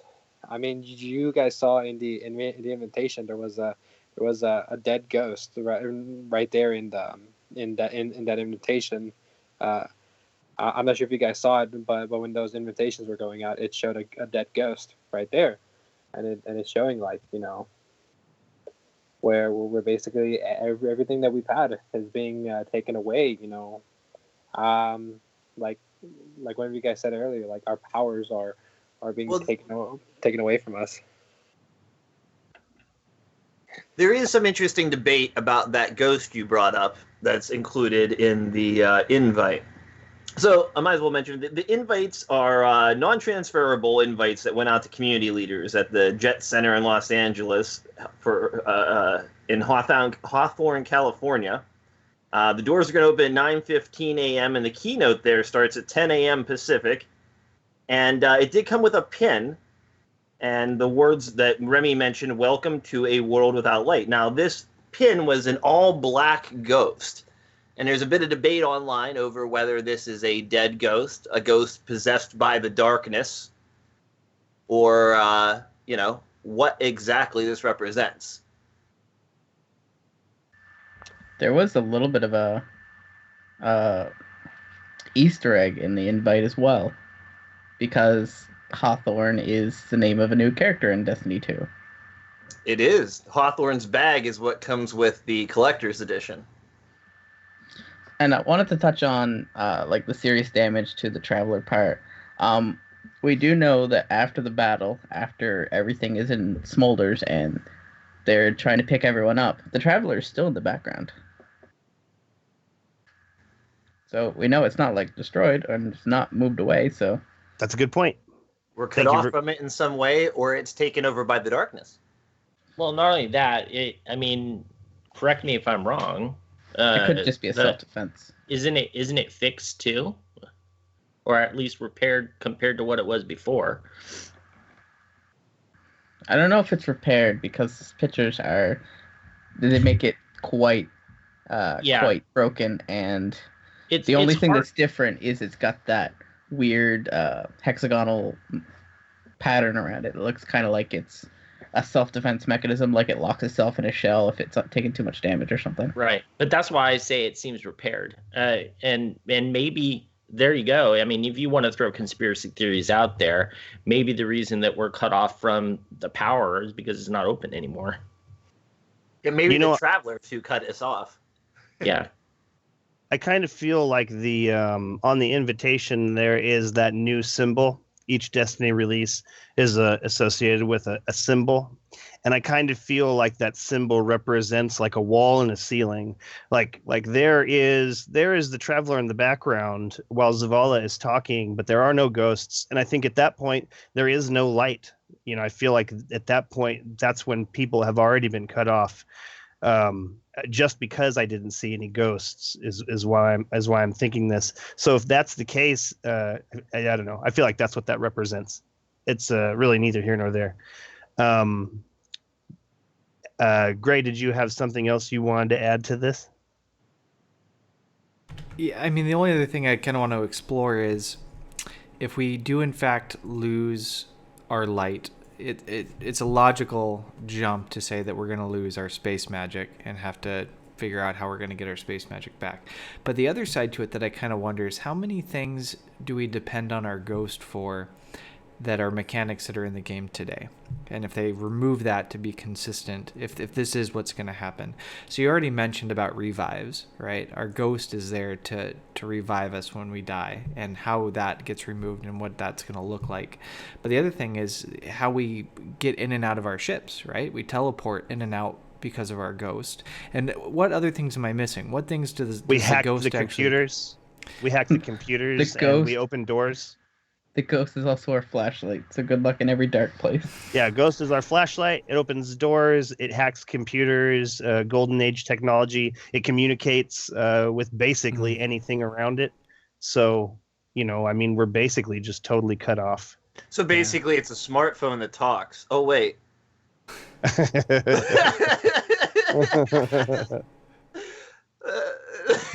No, those are all really good. Those are all really good points. Yeah, the revives. Next place I want to go here? What? I go to the next place I want to go with this now? Do it. Okay, so we're talking about some of the obvious things that the world without light means to us and whatnot.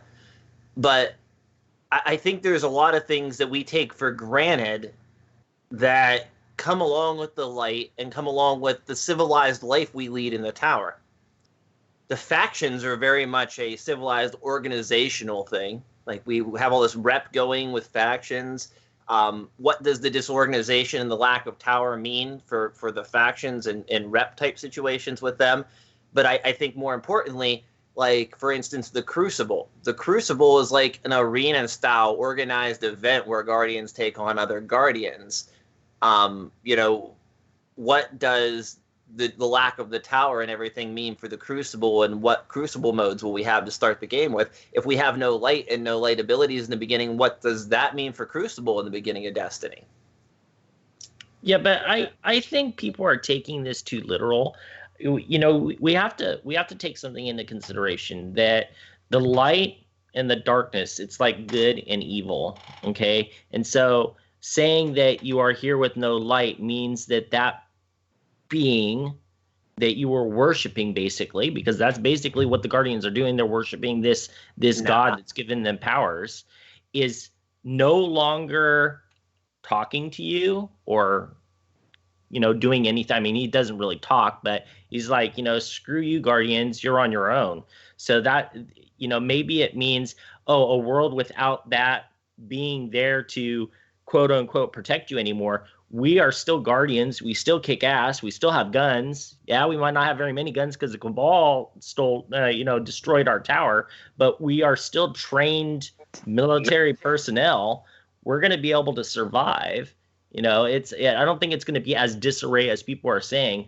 I'm more asking, not so much about the world without light part, but like the world without the tower. Like the Crucible is like an arena ceremony type thing. And no, I know, but that's what I'm saying is, like, everything's gone into disarray. And then we've gotten attacked from the Cabal. But this is just like real-time war. What happens when a city gets blown up?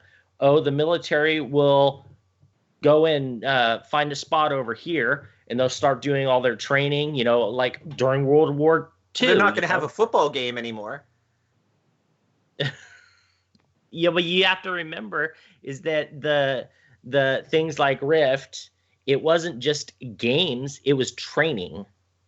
So I don't think. Yeah, but if we're in the middle of this circumstance where our city's under siege, our towers blown up, we're in the wilds trying to reclaim our light, how do we have time for a football game? How does the military train during? Look at what's the military doing in Syria that's been at war for 6 years? You think that they don't have time to train and they don't have time to actually do real life things too? Come on. I mean, the best thing to say is they're probably going to just have us eventually make it to our own another new social space, even if it's just a camp. And despite it being, in other words, they'll find a way. Like Ian Malcolm in Jurassic Park. Well, that's kind of what I'm getting at. Like, how are they going to find a way? How are we going to do this? Like, day one, how are we going to be playing Crucible under these circumstances? That's what I'm asking. Okay, so here's what I want to answer is I don't want to know until September 8th. Okay, if Bungie's listening right now, I don't want to know. Sorry to tell you. No, it's not that I don't want to know some of it. I do. I don't want to know some of it, but I don't want to know all of it. I don't want to have every single answer given to me before we start playing. Well, but that's what I'm asking. When they announce how the Crucible works, how do you think they're going to have it work to start in Destiny? I mean, what are we going to see when they reveal the Crucible in 2 weeks here? Or 3 weeks, or whenever they reveal the Crucible? They're just going to give you some maps, go and play whatever game type that they had, and go and play it. And if you're lucky, you might get to play a couple missions, the first few missions. That's not going to explain everything. That means, are we banking you'll have no light abilities in the Crucible to start with then? Remember how I'm not banking. Remember how no, Destiny because we 1 had started? look at what happened when we played the alpha and the beta. If you didn't level up your character, you had no abilities in the Crucible. Yeah. So you sat there and you played Crucible over and over and over again until it was leveled up. Right. But we didn't have the explanation of. So that's what I'm asking. Do you think in Destiny 2 you're going to have the ability to just go into Crucible from day one and level your character up from there and not even touch PvP till your character has got its full subclass leveled up? I don't see why not. I don't see why things like that would change. So you don't think you're going to have to unlock your new subclass? You're just going to have it to begin with? They're just going to give it to you, and you're going to level Don't you remember that in Destiny 1 you actually had to unlock the Crucible? Yep, you had to get to level 5 to start with. Yeah, and that took what, like 2 hours or an hour? I mean, it still took some time. But the other thing to say is not everything needs a lore reason to explain game mechanics. That's true, too. So that's where I'm building to, Jez. Do you think, this is the big question here, is PvP going to be a completely separate element from PvE in Destiny 2? That's exactly where I was leading this to.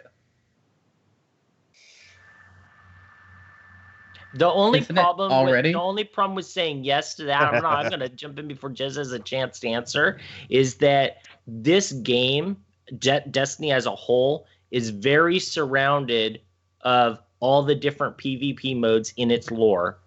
Iron Banner, Trials of Osiris. I'm still a fan of being included in lore, but I'm saying your characters, are they going to be separate? There's a big cry in the community to completely separate this so that PvP nerfs and such don't crush PvE mechanics. They won't separate them because that's part of their core mantra with Destiny in general. Not just Destiny 1, but just in Destinies to have your Guardian be the same in each mode. Do you personally think that's a good thing? Not really, no. Remy, do you think that's a good thing? I do. Sharks? I do. To have it exactly the same? To have them bound, that you make changes to PvP, it changes that weapon for the most part, the way it works in PvE and PvP, and that all your things, carry over the same. A lot of people in the community want them to be, separated so that, they don't affect one another the same way they affect one another now. I mean, the example that I love to show is the way they handled shotguns. Like, shotguns do way more damage in PvE, but they only need to do way more damage in PvE because you're not going up against actual bullet sponges in PvP. Like it makes sense for each of those. Like, I don't feel like the shotguns are different in each mode, even though I know that they do specific things differently. I don't feel like that's like, I don't expect to just go up and one hit Valis to Arc. I do expect that to be something that happens when you're playing in PvP versus another Guardian. Like that's where I feel like they're going to go. Is it will be very similar, and the differences will make sense. Well, is that Six Trez? Oh no, I wasn't saying anything. Oh, okay. Well, he's who I want to hear from most actually on this particular point. Yeah, well, let him answer because I You're the one that's talking over him. Oh. Okay. So, I am gonna. Okay, so yeah. I mean, with those changes and having separate characters, I personally have not heard much about having like separate things. Having your Guardian in PvE be separate from your Guardian in PvP. Actually, you know what? I did hear about it one time. But it's not really something that I really, thought, hey, it's something that we need. I mean, I've usually been fine just going into PvP with one setup and sometimes going into with the same setup in PvE. Now I will admit there have been some changes directly caused because of PvP that has affected certain things in PvE. And I do believe that certain changes need to be specified for one section alone, and that is it. And I guess I can agree that some separation needs to be there. And to one of the and to the thing about the crucible and it being, explaining how the crucible would be around during all of this hostility going on. If the city is destroyed, yes, but I think somewhere along the line, I mean, the city has taken damage. It is a complete mess, but it's not gone. We still have it, because if you have seen in some of those, if you saw in the trailer, it had a background of structures of the city still there. So it's not all gone, and it's still there. So I'm pretty sure that Bungie, they're wizards. They'll end up finding a way to make it work. I agree. Absolutely. They are wizards, and they will find a way to make it work. So I know we brought up the example of, like Remy said, how they buffed the shotguns in PvE to make up for the changes in PvP. But I just want to point out it does go both ways too. Like, you have Invective and Icebreaker. And do you think that the special ammo changes would have been made the way they were and ended up the way they are now if it weren't for weapons existing like that? I don't think they factor into that conversation because they make their own ammo.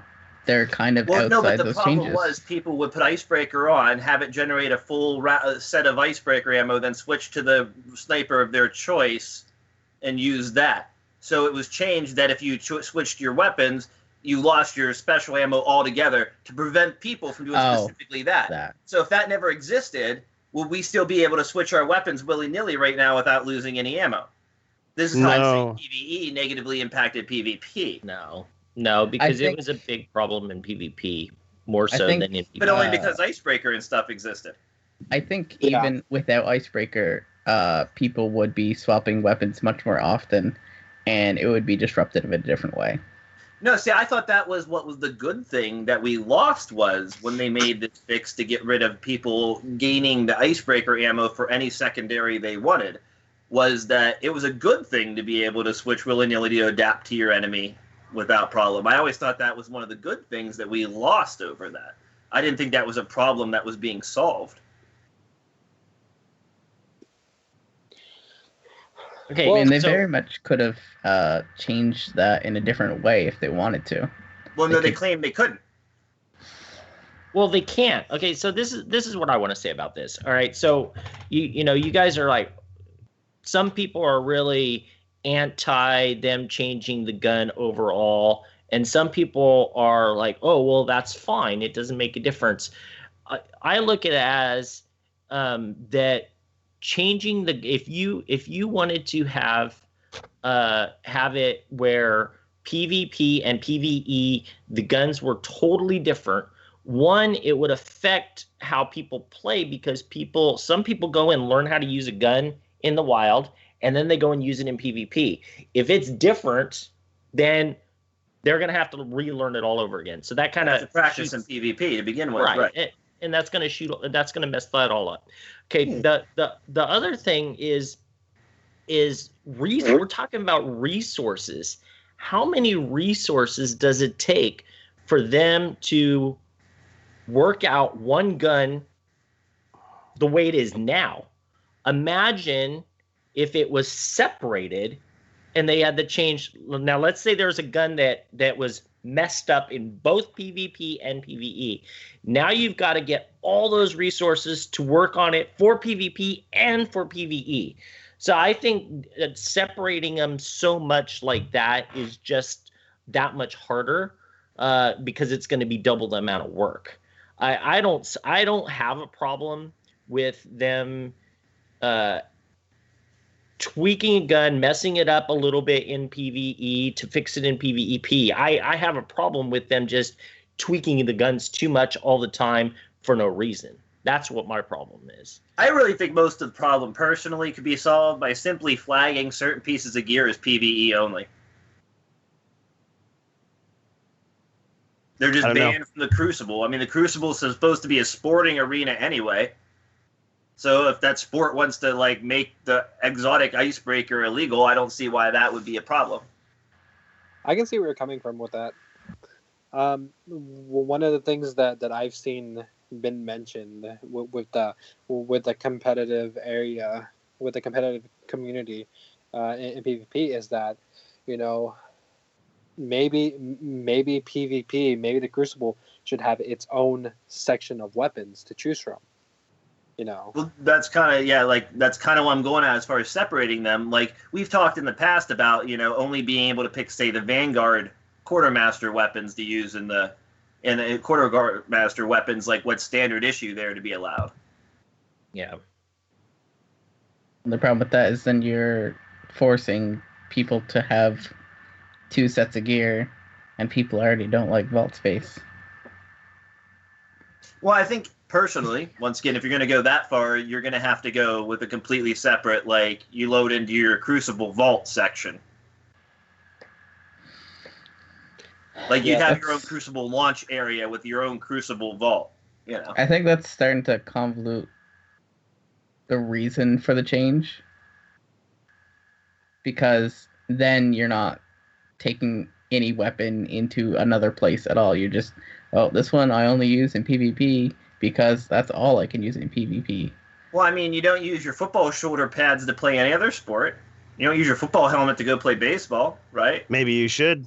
I'm just aside saying. from like Last Word, every other gun is interchangeable.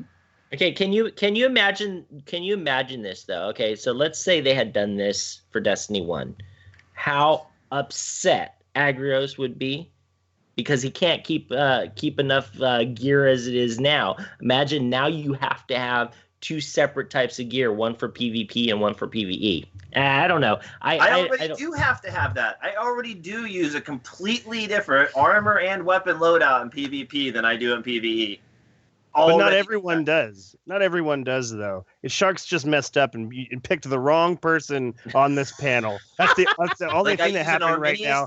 A Matador, and a super high impact heavy machine gun for PvP. I don't use any of those ever in PvE. Maybe you should start trying. I use the Matador occasionally, but until do you think they'd ever recently, go the route of like? PvE. Do you think they'd ever go the route of some of these other competitive multiplayer games where you basically don't use your weapons, right? You use a selection of weapons that are available when you load into that match. So this is something that I've been looking at for a long time, because my background in Halo and because I really was able to appreciate, you know, when I am going up against somebody with an identical weapon, when I win or when they win, it's very easy to tell who had the most skill with that weapon, because there wasn't, oh, well, that guy has a really great role and I don't have that same exact role. This kind of variance is not amazing in my estimation. Like, mostly because I just don't have the kind of RNG that it takes to get really insanely good rolls. And so I'm definitely 1000% into a mode of PvP that draws from a much smaller group. Like if you're a warlock, here is your auto rifle, or no, you know what? Not even if you're a warlock. Just if you are, here is the 2 auto rifles you get to choose from. Here is the 2 handguns you get to choose from. You're muted, Agrios. But just have one for each archetype. Just have one for each archetype, and on that archetype, you know how we have nodes now. Instead I of see what having you're to like saying. level your weapon, you have nodes. So you can even go through and tune your auto rifle for you specifically by picking the one of the 3 nodes in every column you like, but everybody Right. has the same options. But everyone has the same options. Absolutely. So Six Trez for between the years 2007 and 2012, I was working on this neutral assault game type. But also it was a machinima, and also it was going to be like a tournament within Halo that revolved around neutral assault, and it revolved around like specific loadouts. That if you were the champion, which was the ball carrier, the designated ball carrier, you had a certain loadout. And so it excites me to think about this. And at the same time, I do still want there to be this deep end of the pool where here is just everything that we have. I really like the idea of everything being there, but I also very much like the idea of a uniform match as well. I feel like Destiny has more than enough space for both of these. Yeah, almost like if they did divide up from like a competitive playlist versus a non-competitive playlist, that your competitive playlist, it makes sense to have that be where it's designated to be the way that it is, as locked in weapons that you can only pick for that playlist. The other piece to it that would be really cool is imagine if one of the only times that you really got to use anything that's in your whole vault, which is gone now, is like Iron Banner. Imagine how cool Iron Banner would be if that's the time you get to break out any weapon that you want. Right. So I had a thought. A lot of people like to unlock roles and chase certain weapons they like. And by having a standardized Crucible loadout set of weapons, it kind of takes a little bit of that away. Well, what if, like Remy was saying, you had a weapon for each of these archetypes, and I said, you could pick from the different nodes on each of the archetypes to still make the weapon your own. What if each of these nodes on each of these weapons, when you hovered over it, it had a specific challenge you had to complete in PvP, and once you did, that node was unlocked for your optional use on that weapon, on that archetype. So if you really wanted to go after a pulse rifle that could fire full auto, you'd look at the pulse rifle archetype you wanted and look at the full auto node and be like, oh, I got to get this done. And once you work to achieve that, you've unlocked that weapon. And make it not particularly easy or quick to unlock all of these. So that would allow for a lot of variance in the Crucible too, because you have to work to unlock the role on the weapon that you want to use for Crucible. Yeah, that seems very interesting. What though? We gotta move on. This is a good conversation. Agrios, why don't you share with us what's happening in the Destiny world? Okay, so today we had the Activision earnings call. Not a whole lot of juicy info from that, but some fun facts about Activision. They made over $4.2 billion profit, gross profit, in 2016. 43 billion hours were watched and played on Activision games. Netflix, for perspective, has about 45 billion hours watched. So only 2 billion less hours watched and played on Activision games than on Netflix, period. Crazy. Their stock price is up 40% since December. That's huge. They consistently beat projected earnings. The CEO's salary is $8.13 million. And hilariously, a large investing company that owns over 43 million shares of Activision stock is called the Vanguard Group. Excellent. During the earnings call, Destiny, they mentioned that Destiny at its release was the biggest new video game series launch of all time. The beginning pre-orders are very strong, and localizing the game for more markets so that it can reach new markets. They confirmed again that, of course, will launch on September 8th, and said it will contain 2 huge future expansions, along with many other planned events. They're confident that the release on PC will reach a much larger audience. Activision's in-game revenues grew by 25%. That's for Activision, not specifically Destiny. And they're confident that they expect a back-end loaded year with Destiny 2 and the Call of Duty World War II release later this year. They also, you may have heard, said that there is to be a free update in Q2 for Destiny, but confirmed that that was a mistake, that they were referring to the Age of Triumph release. Any thoughts on the earnings call statements, Remy? I'm excited to see what appears to be an out and out success. Like I feel like when I play Destiny that I love playing it and I love being in that world and I love playing by myself and I love playing with other people, and to know that the numbers, not only reflect my interest in it, but that, this is something that's going well for Activision and therefore going well for Bungie.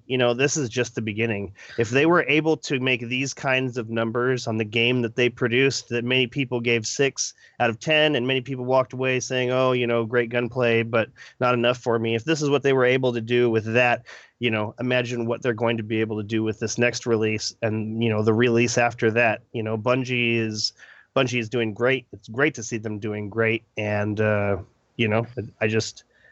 love everything about this. Okay, I've got to make a clear distinction right here. It's not Activision, it's Activision Blizzard. Okay.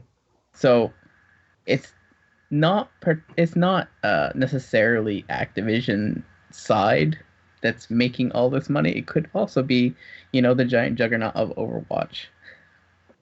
Well, I thought Blizzard was owned by Activision. Am I incorrect on that? They are kind of combined. The earnings call was actually for Activision Blizzard. Interesting. So that's both. I know Blizzard maintained its name, but I thought they were a subsidiary of Activision. Okay, so Activision, they didn't take over Blizzard, but Activision owns Blizzard. But then Activision changed their name to Activision Blizzard.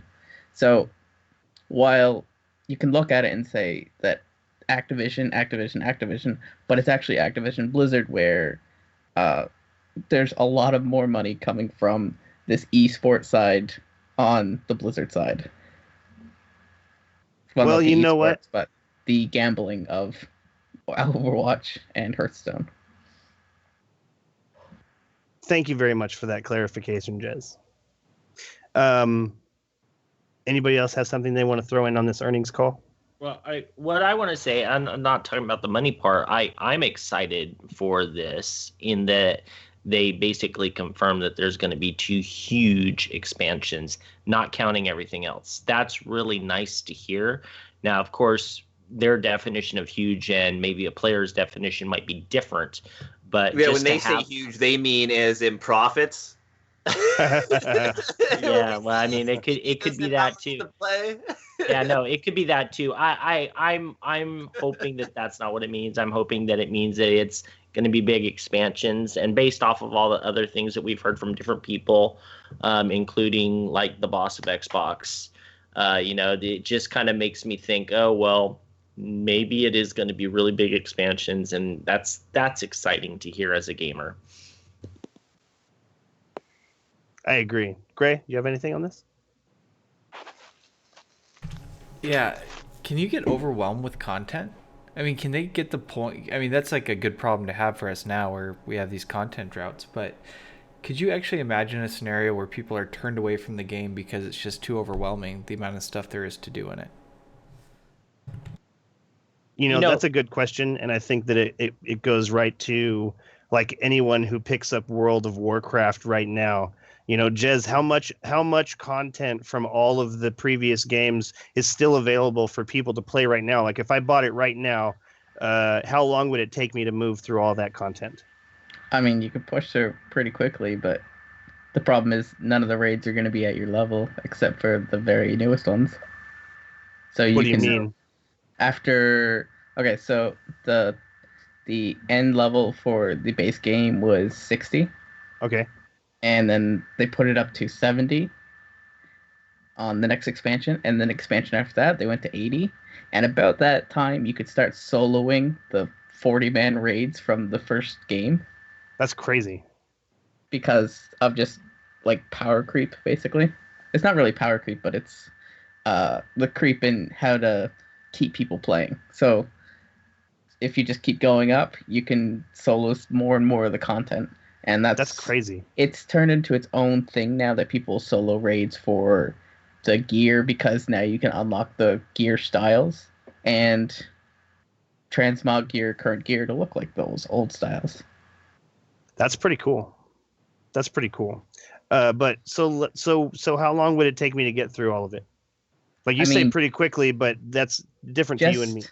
Just leveling. Like if you were just leveling, you're not actually playing the raids. You'll do dungeons, because dungeons are a pretty good source of XP, but you'll probably would take you still like 2 weeks to 4 weeks. Interesting, because I feel like right now in Destiny, if I was a brand new Destiny player, I think I'd be overwhelmed with all of the different options, and Iron Banner and Trials of Osiris, and Iron Banner and Trials of Osiris, Iron Banner, and then Prison of Elders and the raids and the stories. I feel like there's just a ton to do. Maybe not an overwhelming amount of stuff to do, but definitely a lot. See, so what exactly? WoW does it slightly different. That like when you get to max level, you can do dungeons, or you got to do dungeons to get gear, to do heroic dungeons to get gear, to do raids. You'll start off with LFG, and then there's 3 different levels of raid, and there's also, they're not too like the max level content, so it's easier for you to do, but every week or so there's a new holiday or event, so they space everything out, really. I think the real thing is I don't think it's possible for there to be too much content to simply turn someone off. I think it's how that too much content is done. I think if there is an infinite amount of content that you like aren't going to get it done anytime soon, but it doesn't feel like you have to accomplish any particular piece of that content to be relevant, then it's okay, because then people just do it when they have friends going to do it, when it comes along that it's convenient to do it and whatnot. But it's when you have content that's on like a weekly timer or something like that, or that the reward is blocking your access to certain things in the game, or it is considered required for people to have to be able to accomplish certain things. I think then if you have too much content that's geared in those directions, as in the rewards required or it's on a timer, then people feel like it's a job. Whereas if that too much content is just lots of extra stuff to do, like challenges and little niche things that you can go earn the medal or the achievement for having killed so many of this or done so many of this or accomplished these missions in a row or whatever, then those are things people can work toward when they feel like it. And some people won't even care about ever working toward those. So I think it's how you handle that vast amount of content really as to whether it's too much or not. Yeah, and I think the biggest thing that they got to worry about is reputation, right? If Destiny starts developing the reputation like WoW, and I'm one of those players that I am intimidated to start playing WoW because of the amount of content and how far backlogged I'd feel like I am. The time of how much investment is it going to take to get up to par? And if Destiny, we want content, don't get me wrong, that's a good problem for us to have, but it's a fine line also to walk, developing a reputation that could turn people away because they'd feel like, well, I can't jump into that now. There's so much stuff to do. I'll go play something else because I didn't start at the right time. I'm too late coming on board. I'm not going to get into that. It's too big to get into. But doesn't this go into us thinking that Destiny is an MMO when in reality it's not? It's a shared world shooter. I think we were just backing it on a similar system of an advancing character through expansions. So in Destiny, they just kept adding on more and more things to do, And that's what he's talking about, the overwhelming of things to do at max level now. No, I understand that, but I'm saying, I mean, we as players have played this game for 3 years, and we've asked them to give us more content. And the reason that they've given us more content is because Destiny 2 was pushed back. So we wouldn't have had that issue if the timeline had stayed the same. It would have been the game is out 2 years later, a new game comes out. But don't you think that they would still be adding new things even if it was Destiny 2 that they started adding certain things?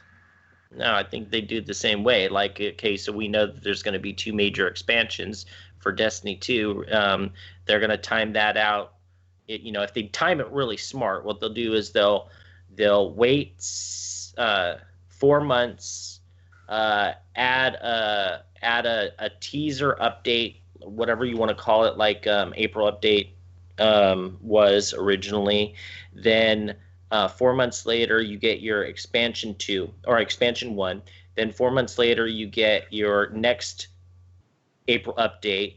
4 months later, you get your expansion 2, and then you play it until the next game comes out. I think that would be how they would do it, and then people wouldn't have that mentality of thinking, oh my goodness, there's so much to do. Because, well, I mean, there's a game to do, a whole game to do, but you would have people coming in at 6 months and saying, okay, 8 months, and saying, I'm willing to play this game because it's been out for 8 months, but there's still so much content that's there, and then I'm going to get more content later. And then in another year, you're going to get a brand new game. Okay. CXXXII, what do you think about this? And then we're going to throw to Agrios to see what else we need to know before we go. And then we got to skedaddle because we are out of time. So in my personal opinion, I think with the content stuff, I think Bungie has definitely made a way for all the content that is out right now for Destiny to be easily accessible and made it more easy for somebody who's new to jump into it. I mean, with Destiny the collection, when they released that, it said they came with all the DLC, and I still think right now, if somebody wanted to jump into Destiny for the first time, it's still a good opportunity right now. I mean, you wouldn't be getting the same experiences as we had, but you definitely be getting your feet wet and getting involved, and you'd be setting yourself up for Destiny 2, and then that's a whole new experience that has yet to be experienced by all of us now. This is true. I agree with your assessment. Agrios, tell us what is going on in the world of Destiny, please.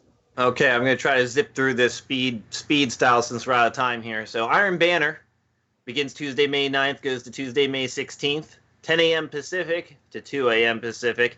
The game is Mayhem Clash. Auto rifles, heavy machine guns, chest pieces, and boots as rewards. Get in there and do some Iron Banner mayhem. Should be interesting. Bungie Bounty. Really quickly, I'm super excited about this. I really like mayhem. There's something no nonsense about it, and also all the nonsense about it. CXXIII, are you excited for this variation on Iron Banner? Yeah, actually, I abuse the mayhem playlist whenever it's out. I mean, like mayhem rumbles right now. I go in there. I go into mayhem a lot more than I actually should. That's awesome. Gray. So 2 points. One is we will be doing Iron Banner and Brews, so come check that out, because with Mayhem Clash being the playlist, just imagine the crazy modifiers that we're going to come up with, which I'm going to shoot it to you guys. Who's going to participate in Iron Banner and Brews this time around? Sharks? I'm going to. I will. I'm very excited about it. I'm going to propose a rule for you. Take a shot every time you die to a super. Yeah. Yeah, I don't short like night. Short night. Shot. Yeah, right. It's a very short night. Yeah. Three matches in, and everyone's out already. No, I'm totally down to be Really? in. You're gonna make but 3 matches? I hate mayhem, so I am not going to be a happy camper. So for those that are listening to the podcast, come check out that stream. It is one of the most epically fun streams that we do here at Guardian 1, at least in my opinion. The other thing I wanted to mention is enjoy that space magic while you can. It's going to be going away. Agrios, what do you think about Mayhem Clash for Iron Banner, and then moving on? I'm looking forward to it. Should be great for getting a lot of the nodes done in the books and things like that. Excellent. So Bungie Bounty coming up in Qatar on PS4, 11 a.m. Pacific, on 5/5. I guess that's tomorrow in Qatar. But I really like the fact that they're really getting out there with the Bungie Bounties. I'm not even sure where Qatar is. I think it's Middle East somewhere, maybe. I don't know. But it's awesome that they're getting out there with these things. Tips and stuff for this week. Use Abyss Defiant on Omnigul. She is a Hive Major. All the Crota primaries do bonus damage to her because she's a Major, not an Ultra, and she is disoriented by the Lich Bane perk, and it's extremely entertaining. The proc is random on the bullets, so if you put Abyss Defiant on hip fire mode instead of focus fire, it's slightly less damage, but there's a better chance that the Lich Bane will proc. Excellent. Your first PoE level 41 clear of the week will still give out a Sterling Treasure. Go get your Sterling Treasure if you want those. The Year 1 versions of Lucky Raspberry and Heart of Praxifier will always roll with heavy ammo and fusion rifle ammo, which means that when perked out correctly, you can hold 15 sleeper simulant shot if you pop a heavy ammo synth while they're equipped. Now, it's Year 1, so it's low light level, so you don't need to actually wear it while you're fighting. You just put it on, pop your heavy synth, and have your 15 sleeper shots even when you take it back off. The Palindrome this week at the Crucible Quartermaster is considered potentially to be the godliest role that can be gotten. It has True Sight, Icarus, Rifle Barrel, or Explosive Rounds, and Rangefinder. Highly recommended that you pick that up, whether you like hand cannons or not. CXXXII, is this true? Pretty sure that is that is the best roll I've ever seen on a vendor weapon. Period. Well, I don't run hand cannons very often, but enough people have said exactly that. I'm gonna pick it up. Yeah, if you don't have it, I extremely recommend you get it, because I don't think there are people who have never had a roll like that. I never had a roll like that. And yeah, I bought it like the moment I heard about it. Like I hopped on, went to the tower, like, okay, bought it, done. That's awesome. Some interesting facts on explosive rounds via Wigian on Reddit. In addition to doing a full extra 50% normal damage per bullet, even to elemental shields, there are 3 other substantial things that explosive rounds can add to your abilities. Flinch. They offer way more flinch to your shots. Range. The increased range is definitely the most interesting part of explosive rounds. On a hand cannon, it's more effective increasing your range than almost any other range boosting perk in the game.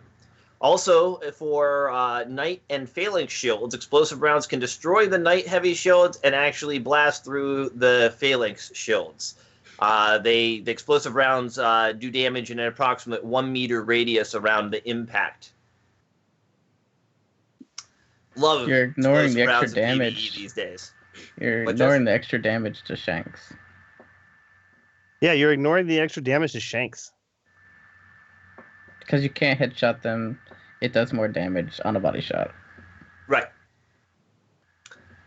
There's also a new glitch involving Titan using Death from Above and Memory of Fellwinter.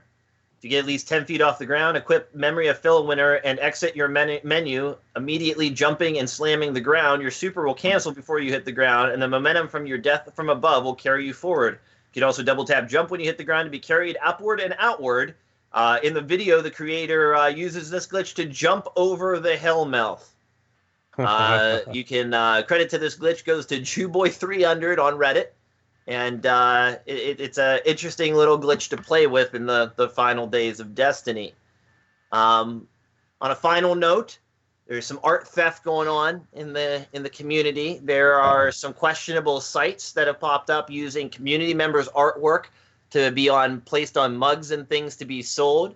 It definitely seems like an extremely shady situation. Facebook's taken down some of their pages already. But if you are an artist in the community, you might want to go to Reddit and follow up on the post there, and make sure none of your artwork is being stolen and sold. Excellent. All right, so we are out of time. CXXIII, is there anything that you wanted to add before we go to shoutouts? Not that I can think of right off the bat, but other than I'm glad to be here, and thank you guys for inviting me. Yeah, it was very, very great having you. The time went super quick for some reason, probably because we were having a good time. I mean, I was having a good time. I love doing the show, and it was really great having you. So why don't we start with shout outs with you, CXXIII. You can tell people where to find you, or you can shout out to your mom or to your girlfriend or whatever it is. Well, I know that my my fiance is listening right now, so hi. Where you can catch me, I stream, also do very little YouTube, but where I'm most active is on Twitter. It's twitter.com/CXXIII, SIXTREZ, and that's all over social media. So that's Twitch, on YouTube. That's basically the same thing all over the place. So yeah. Excellent.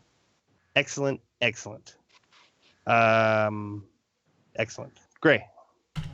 Shout out this week has to go to Toxic Killer, our buddy Darren and Guardian 1, for the most epic moment in Destiny history this week, when he brought so much joy into my life by using a Celestial Nighthawk during the Ear Ute challenge, and causing at least 3 members of this podcast to not get their adept weapons. And the beauty of it was that it was not intentional. It was purely a situation of making a mistake, not knowing any better. But it was beautiful. And if you haven't seen it, the clip is actually on our friend Mark Square's stream. You can go to his channel and check it out. But I haven't laughed so hard that I cried in the longest time. I can't remember the last time I laughed so hard that I cried, and that was my best moment in Destiny this week. Yes, very, very funny. Super duper funny. Sharks. My shout out goes to Dave, and he's at Boz_Worth. If you want to check him out on Twitter, he did a retweet challenge at the beginning of the week, and I thought, what the hell, I'll do it. And the retweet, every retweet that he did, he was going to do an art piece of that person that did it. He's up to like 300 and something retweets, so he's going to be super busy, but he popped mine out really fast. I was the 4th one that he did, and it's pretty badass. If you want to see what it looks like, go on my Twitter page. There's a mic coming out of my beard. It's awesome. That is very awesome. Agrios. My shout out this week. Well, first off, thanks to CXXIII for joining us. I love discussing finer points of PvP with those who are good at it, because I lack some skills in that area, and I always find their input off the field very informing. And I want to give a shout out to Gray this week for doing such a great job putting together the format for the podcast, and helping to organize the pre-show, and helping to organize the the G1 Foundation. He hasn't actually missed a podcast since he's joined the podcast, partially because no one else here is capable of hosting it for him at the moment. So he's kind of stuck, but big shout out to him for doing all that hard work. Thank you. I agree. Gray is super awesome. Jez. Shout out to Morgan Yu. I'll see you later tonight as soon as we're done here. That's the lead character from Prey. Excellent. I'm looking forward to that. It looks really good. I enjoyed the first one too. My shout out tonight is to CXXXIII. Thank you very much, CXXXIII, for being on the show. I agree. I very much love talking the finer points of Crucible with people who do very well. And Rift is a very specific, a very specific like. And as I work on my own PvP game, it's important for me to draw from a bunch of different sources, and see what people agree on, see what people disagree on, which is why I'm picking up that palindrome, because I haven't seen a single person. The only thing I've seen about it is people either saying, yes, pick it up, or people saying, I don't really like the way it feels. I don't really like the way it feels either, but if it's that good, I'll give it another shot. But thank you very much for being here and taking the time to give out all of the information inside that brilliant PvP mind of yours. Thank you very much.